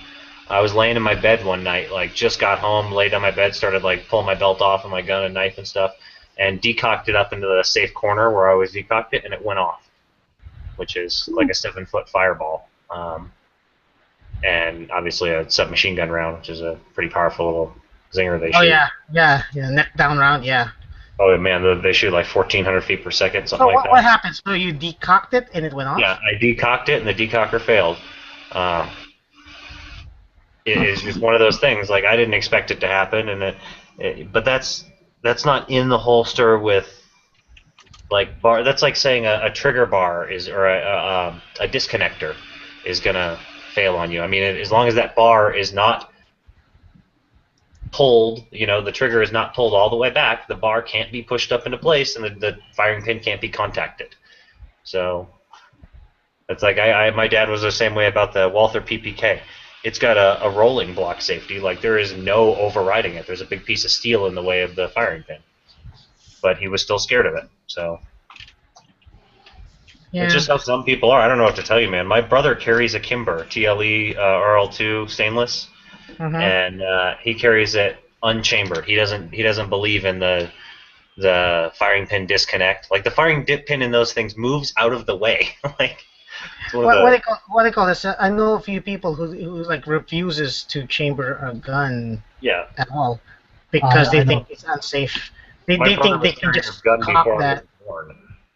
Okay. I always want to do that with people and take one hand or put one thing in their hand and just say, okay, now take care of it. Now, unless you train with belt racks, then it's.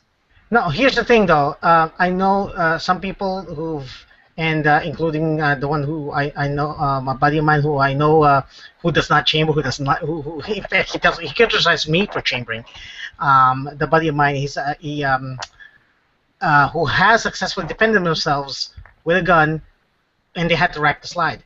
They actually, pulled it, clocked it, and shot somebody. Yeah, but that can happen. But the thing is, that they think that since he done it once, he doesn't have to, do the chamber things. Like I don't have to chamber. I'm good. It's like because I've did it once. It's like you don't know. Well, like I said, put a grocery bag in one arm, or a baby, kid or something in one arm, and unless they train with rack, and most of the time people like that don't train, racking up the belts or something like that. Well, they're gonna say, well, I'm not gonna have to kid my arm then. It's like. Well, there's all kinds of stuff they say against it. It's like it's excuses. I've been in a few fights and stuff, and like I never wished I had, less advantage than I did. You know what I Right. mean? Like, I don't understand that, like, giving yourself less advantage than you could have. It doesn't make Right. sense to me. Like, even with safeties, I feel that way about carry guns. I got a buddy who's all about safeties, and I don't get it. It's not me. Like, I'd rather have the least amount of obstacles. I don't even like buttons or thumb snaps anymore on like concealed carry or everyday carry, self-defense carry guns. Oh, You know what, conceal carry, I don't get. I have a buddy who I have another buddy who carries I think it was a Spartan, but oh no, a Springfield 1911 .45. I want him to meet, because they know each other. I want him to carry that gun around with him with condition 1, because I know he would be. He's a smart guy. He would condition 1, and I want him to see, like, wait a minute, why are you carrying it that way for? I told him not to do that. It's like, dude, that's how it's carried. I want another person, like another perspective. It was designed to be carried that way. Yeah, I mean, but it was just lying on the couch, but he thinks the dog will jump on it and trigger it. weirder things have happened, but I still don't see it happening. I mean, I don't see it either. So if it does, whoever gets hit probably fucking deserved it. I mean, yeah, I have tested this to death. I have what do you call this? I have pulled this with the hammer on, or with the lock on, of course. I pulled the crap out of it. Yeah, and then I also pulled, like, when what do you call this? Unlock. There's nothing in here, by the way. With the grip safety, and it will not go. My what do you call this? When I was doing maintenance on the one discharge that I did, when doing maintenance, I didn't know it was loaded. I actually pulled the trigger. That was me. I screwed up on that one. Has everyone had an ND? I have one. Never once. had a negligent, but I've had an accidental, like where, like I said, the Right. decock failed in my pistol. That wasn't Right.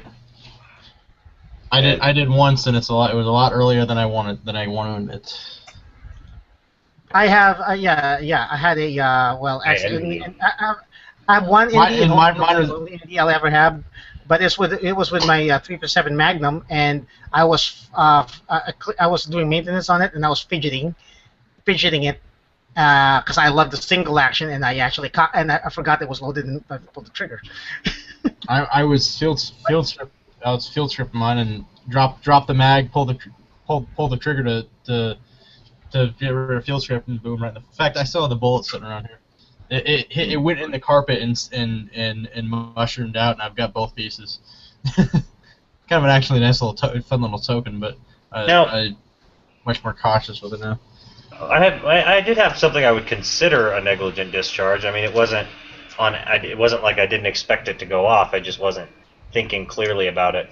I was having a really, really hard time with an ex-girlfriend of mine. Getting her to, when her gun would jam, she would just stop and look at it, and it drove me nuts. Like, it makes me so mad, because that's your life. Like, that's the point where you get shot, when you just stop and look at your gun like an idiot. And I was trying to get the tap rack bang into her head. And I actually did a tap rack bang while both of our earmuffs were off. And I did it into the target, but we were both just standing there right next to each other out during the day and everything. And I'm just like, you fucking slap rack. And it was loud. That was technically a negligent discharge, because I wasn't like totally thinking, okay, we're going to shoot now and it's going to scare us or scare her, make her jump and her ears hurt and all that. But I was treating it like a live shot, so. I guess that counts. I don't know if I call that even an accident. I mean, it was more just you forgot to put the muffs on. Yeah, well, yeah, that's what I said. It's more like that was just more like a range etiquette issue, I guess. Yeah, exactly. Yeah. I had a lot of those too. Just being range stupid. I did that once with a little 22, and I was with my family and stuff like that, and I don't want to have their muffs on. And even those little 22 pistols, fucking loud. I had a kid take a 357 Magnum and shoot it right here while I had no earmuffs off, right next to my head. Oh. That it pretty much deafened me in that ear. What? Yeah, I'm a pretty big stickler about range etiquette usually. Yeah. I don't have what do you call this? I've had it where I kind of forgot one ear once shooting a 9mm in the range, but it was outdoors, so it didn't matter. But the the times that I really rang my ears, yeah, when I had that Indy long time ago, last year, and I shot the carpet, and the bullet's still in there. So, and that was loud. 357 Magnum is loud. Without Yeah. earphones. I was deaf for like 5 minutes. It was brutal when that 7.62x2.5 went off in my room. I was in an attic room, so it was less than a 6-foot ceiling. So I had to crouch to walk in the room, and it was a 10x10 room with slanted walls because it was an A-frame house. So it was pretty much the smallest conditions you could possibly fire. The fireball reached the wall where the bullet struck, essentially. And, yeah, that was a pretty brutal one. Did you hit like a solid beam, or did it go through? I hit my roof, and it kind of skidded along the roof for about a foot, and then stuck into a 4x10 beam. I think it was 4x10 or 4x12 beam that held the house up. Yeah, I dug it out, broke the tip off my Kershaw digging it out. And then my brother shot the neighbor's house. Dumbass. Yeah. He was walking down a set of stairs, intoxicated, trying to reholster a HK-45, and slipped and fell and fucking shot the neighbor's house. It was a drug house, so it's not exactly like it became an issue, but there's a bunch of tweakers and drug dealers and dogs and shit over there, so they never said anything. But. I guess it's better hit the house. If he fell, you gotta get lucky, I guess. Yeah, I mean, I was really lucky in the sense that no one was hurt. It went. I've been in the house before when I was a kid, and I had a little friend that lived over there. And the room that it essentially hit a closet. So it went into the closet and then stuck in the other wall. I'm sure if it even went through the wall. We make it sound like guns hurt people in their own home. No, all it takes is negligence. That's I know. Yeah, it happens. I mean, especially if it happens to you once, you're gonna be a little bit more careful next time. Oh, like I said, I think it does. I think most people have like their one, and then it never happens again. Yep. That's why I said I envy you. Who, me? Yeah, you've had one. You said you had one early. That's a good thing, man. Get it out of your system. Yeah. True. I mean, I know people have never had one, but like I said, I had one, and my biggest thing was like, I was clearing because my dad was asking, like, I was showing him something on the barrel. He was some of the serial numbers or something like that, because mine's older than his. And so I wanted to go show him on the barrel, and I wanted to go take it apart. And I had to enter the ground. So that's the plus side. Basically, if you fall, if you break one rule, you're usually still safe because you're following the other rules. Because got to point in a safe direction, you're good. Because I had it directly on the ground, although it was kind of in between both of our feet. So it's still good. Although I think everyone needs to go get a clearing bucket. My clearing bucket's my backyard. Or at very least, go get yourself a big old round of oak or something, like a big old log. Right. Exactly. But my point, because I used to live in a second-story apartment. Like I had a bucket just for that. Just get a bucket of sand, yeah. Yeah, exactly. That's all you need. Yep. I have it's called my backyard. $5. I got dirt in my backyard. That's what I use for clearing. Well, yeah. Like I said, I can't really do that. I just got lucky. No one got called or anything. Oh yeah. I'm in an apartment. When I was in my ND, when I had my ND, what do you call this? I was afraid that somebody would call in, and and then I looked at the police blotter the next day, and it says there was like random report of shooting in this neighborhood, but of a gunshot in this neighborhood, but could not be traced. It's like, okay, there you go.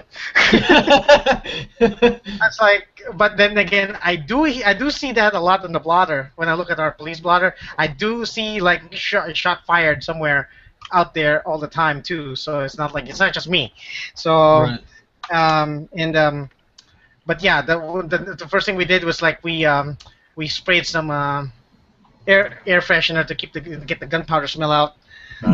My whole house was like all four of us like freaking out, like make sure that because we live in an apartment and get evicted really easy. Like everyone was freaking the fuck out.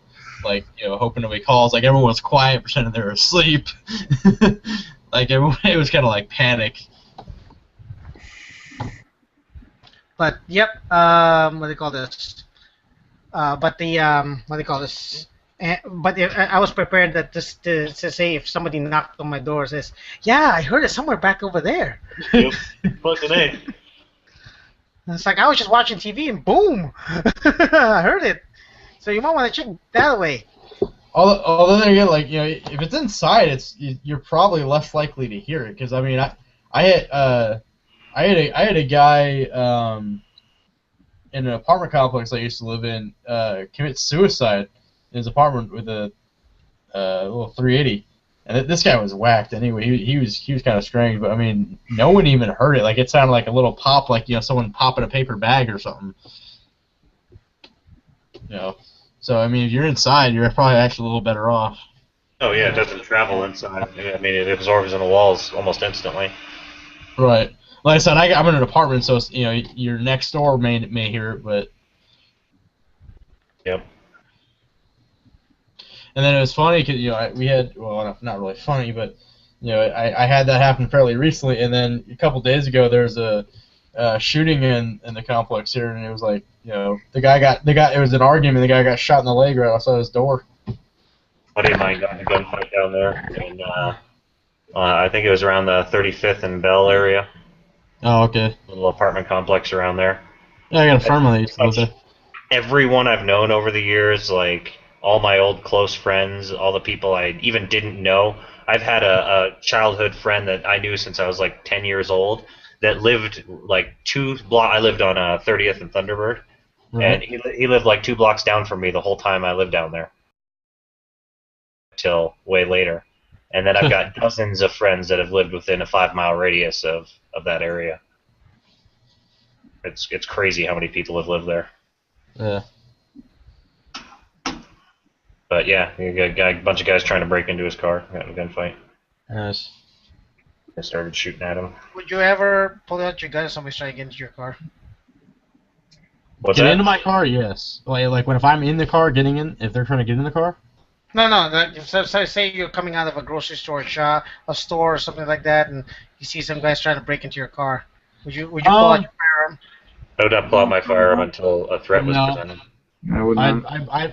I'd be watching from a distance, acting like it wasn't my car, and calling someone, because likelihood is, I mean, if you're any smart and have insurance and have a phone, then you're fine. I got good insurance.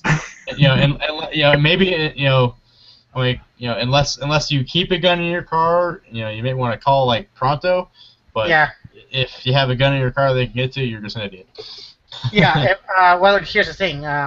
Sometimes I come from the range and I go to Walmart to refill ammo or get some stuff. Right. And I do leave rifles in the car. I keep it hidden. Right. But I do that. So, but just in case somebody goes in there, maybe they don't know there's a gun in there or something like that. They're just out to steal it. So yeah, I may have to be compelled to do something about it because they can kill somebody with my gun. So. Or here's the even gets like a cable lock that you can run through the through the action or something like that, or run through or what. See, here's what I do. Because I ride a lot of public transportation now. Actually, you can open carry on all public transportation here, but because when I go through ASU, so I tend to put it in my backpack just to be on the safe side. Or if I'm going to a place that the post or something like that, I just field strip and put the frame in my pocket or put the slide in my pocket. But I mean, if you got rifles and stuff like that, not quite as easy. Maybe like that. You can just field strip it and run a cable through it or something like that. I remember when I was training, in military police training, and we had this it's called a FATS machine or firearms training system. It's it's a video. They're playing a video, and they run scenarios through the video. The computer will read if it's a shoot or no shoot scenario, and if you shoot it, the computer will read that you shot that target, that person or something like that. So one of the scenarios is an army unit armory has been broken into. You respond to it, and then this guy comes out with an M60. It's just this young punk comes out with a freaking M60. Do you shoot or not? So so that scenario called for, you freeze and then he runs away. The MP in training, the trainee decided not to shoot, and my drill sergeant says, "Why didn't you shoot him?" It's like, he wasn't firing back at me. Yeah, but he's gonna kill somebody with that gun. You should have shot him. So. Plus, 60, you get that guy's autograph. You're like, 3 in the chest, 2 in the head. Who are you? Can I go to the range with you? Yeah, Right. but yeah, he's like, he got freaking stole an M60 with the belt hanging out.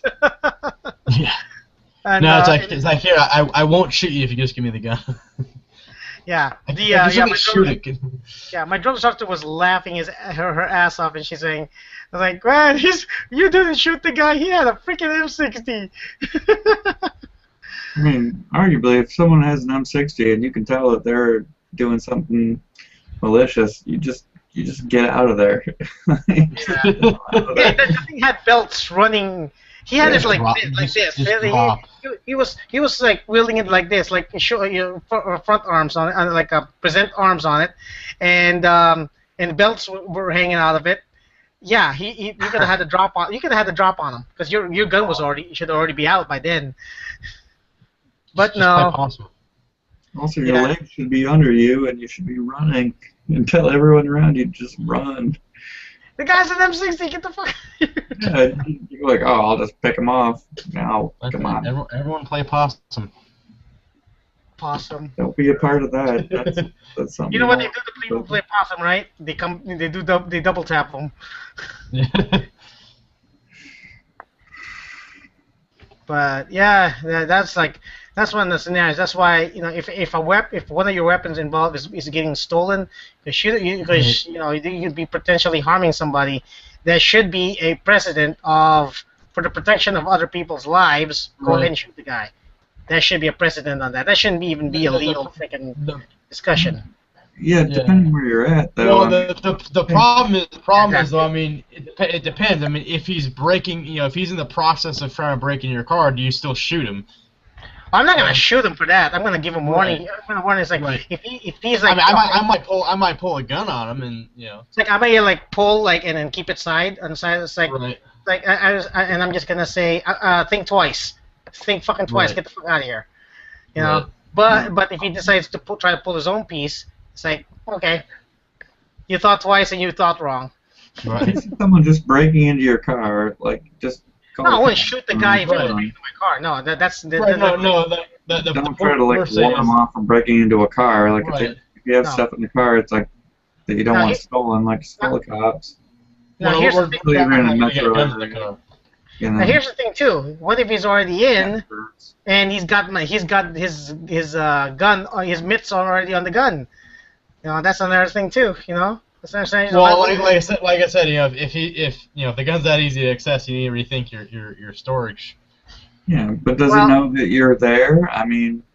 No, here's a good thing. Where it's like, what's going to be better? Like, do you want to defend yourself in court, like, for shooting a guy that was breaking into your car and might have put his hands on a gun, or if he just broke a guy breaking into your car and like taking some stuff and it happened to be a gun in the car, It's like. Now, if they don't know you're there and you see it happening, and it's like, oh, is some guy breaking in my car? It's like, call the cops. It's like, you can report that gun missing, stolen, file a police report, and you're going to be fine. Your insurance is going to cover it. Hopefully they catch the guy, but otherwise, like, you engage in like some sort of, fisticuffs with the dude. Like, you don't want to. I wouldn't go that far, Right. That's but I wouldn't. Legally. If he's digging, if you got, like Chris is saying, if you don't come back from the ring or something like that, and he starts digging through your gun stuff, I might go as far as pulling, But honestly, I mean, unless he's like pulling out a gun and wielding it, I probably would still just, stay back, act like you don't even see the guy, and and call someone. It's like people don't break into cars and just like they're like, oh, I got this gun now, I got God powers. Right. Start shooting everybody. Like most people are gonna break into like, oh. Here's the thing. Most of the time, if like people break into a car and then like see something good, you know, they'll like, you know, maybe kind of see it and they'll kind of stalk it for a while and then maybe, you know, break into it, know what's in there, and then maybe come, you know, try to come back to it in a few minutes or something like that. You know, once they're sure on it.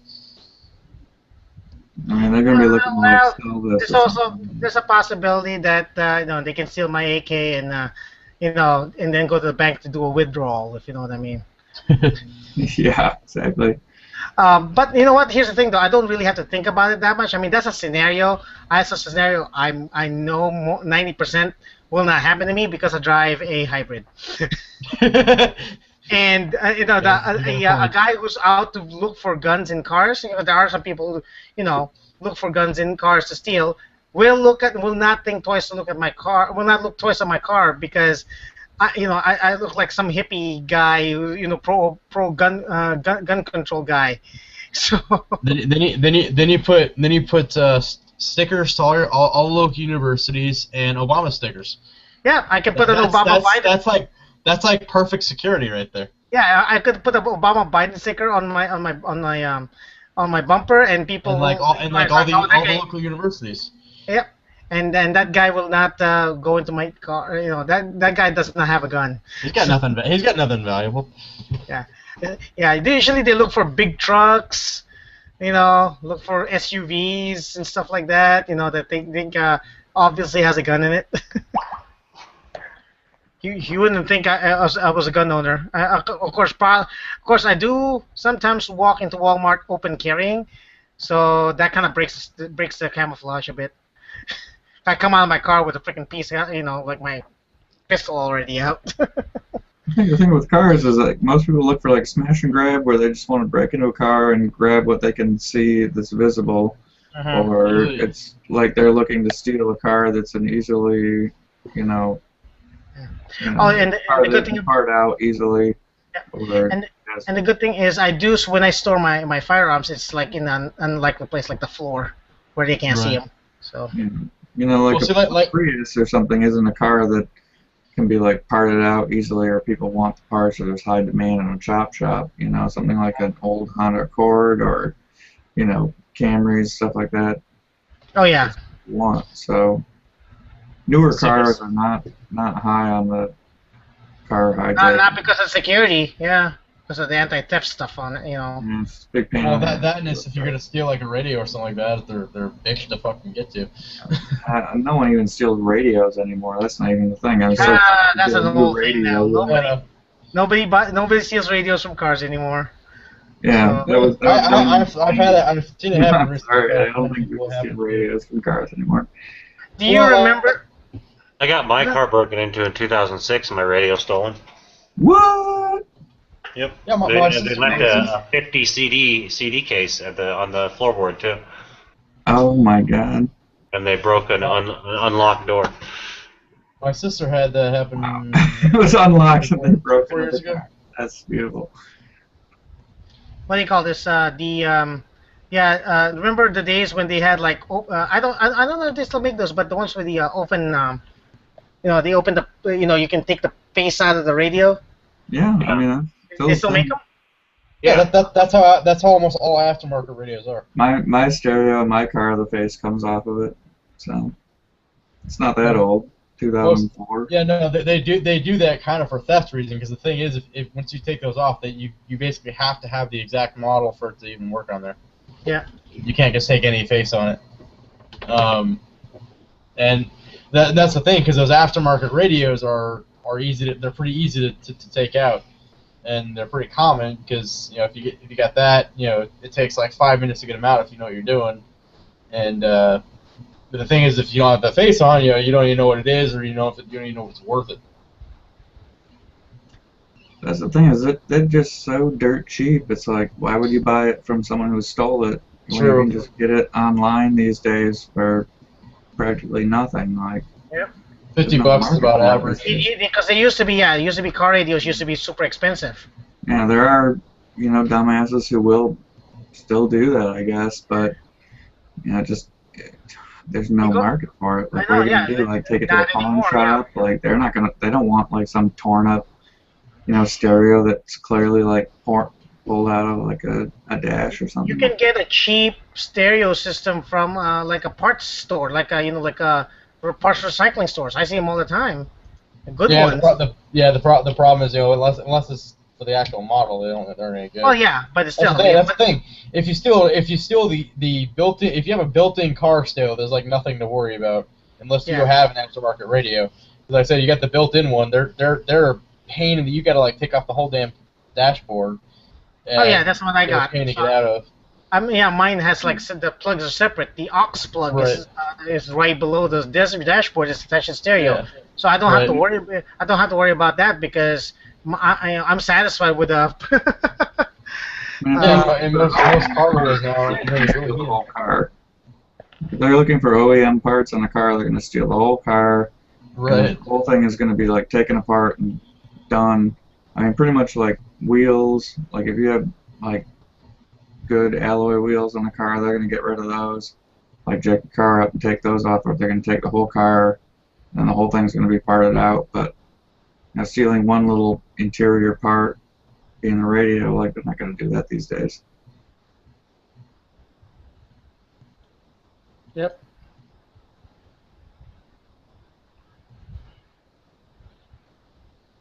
Yep. But you know what? I'm not worried. I'm not worried about my car getting broken into for losing my. I mean, that's just like a scenario that I thought some people would do. It's like if your gun's being stolen, what will you do, kind of thing. So. Right. No, I mean, in your case, for like going to the ranges like that, just like field, that's like the one time you could use like a cable lock, field strip it and run a cable lock through something, and just kind of move things around and don't So if they happen to get in there, that if they did, they couldn't just grab it and go. They'd have to grab piece here, piece there, or like what I do, I'll disassemble my guns and like scatter it through my range bag. Rifle's a little bit harder, but you can still take it apart and run a cable through it or something like that.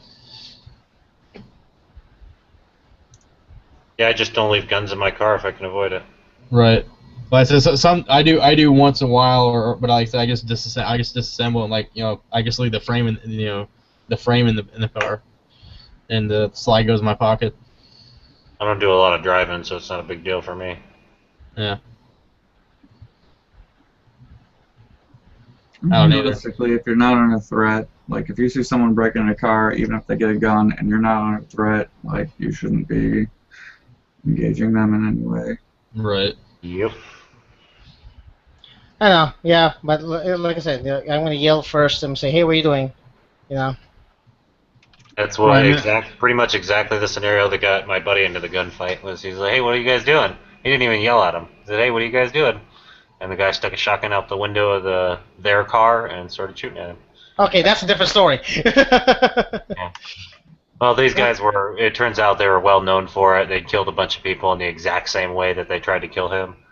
Did he, I forgot the story, did he get out alive and he was able to fight back and all that? He returned fire, and the kid he was with, whose car they were protecting, dove behind a dumpster and covered his head the whole time. My buddy returned fire as he was backing away, and they pulled out of the driving space, and then he ran alongside the car returning fire while they were still shooting at each other. And it turned into a thing, and he got away. I mean, he didn't get hit. He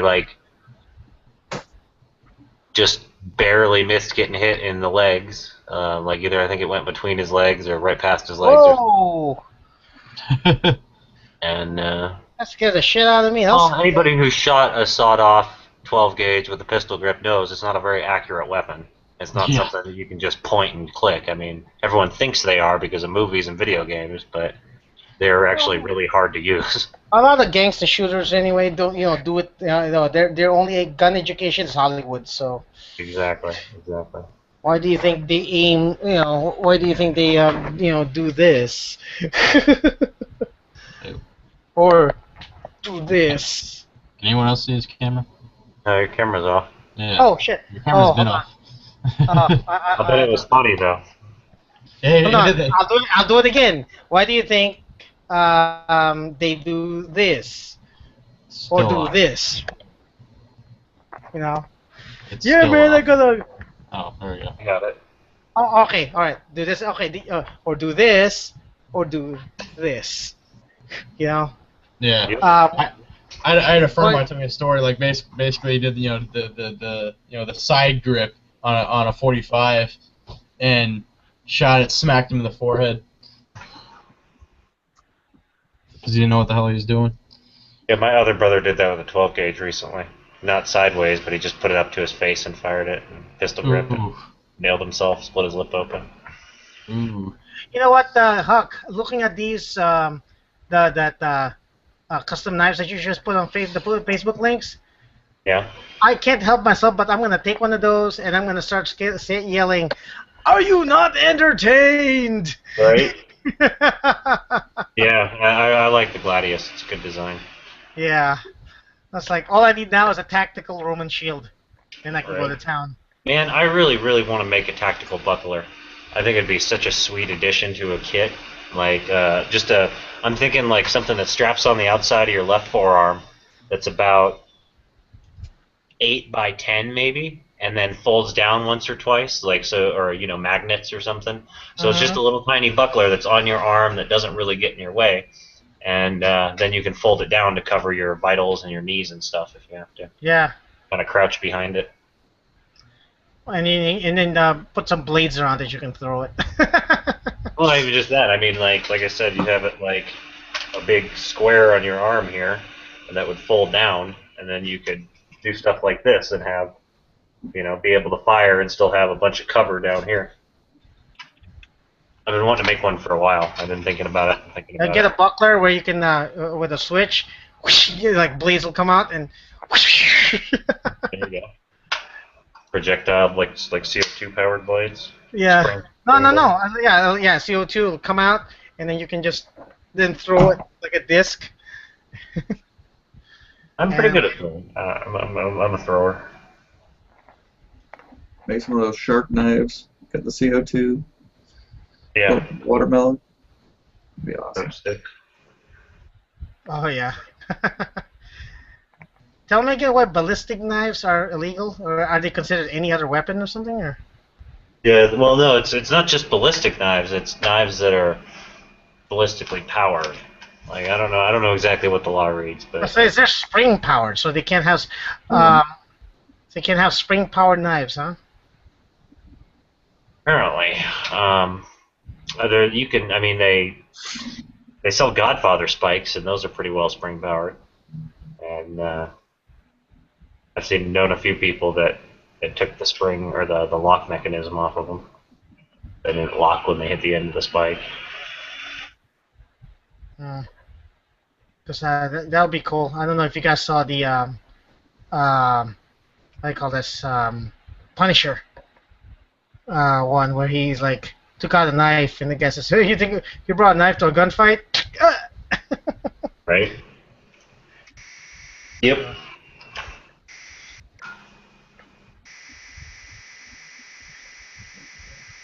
I'm gonna jump out of here, guys, and get back to work.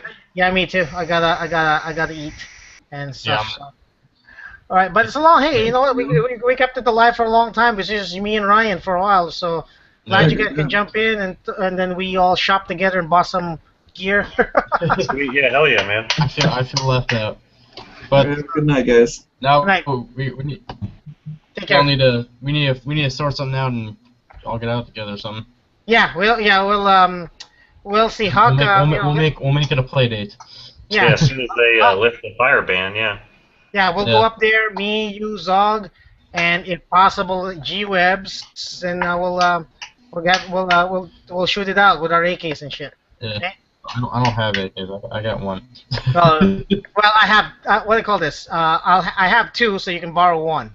So let's do like an AK shoot off. Okay. I gotta get ammo first, so it's gonna have to be a little for me. All right. I'll see you guys later. Right. Later.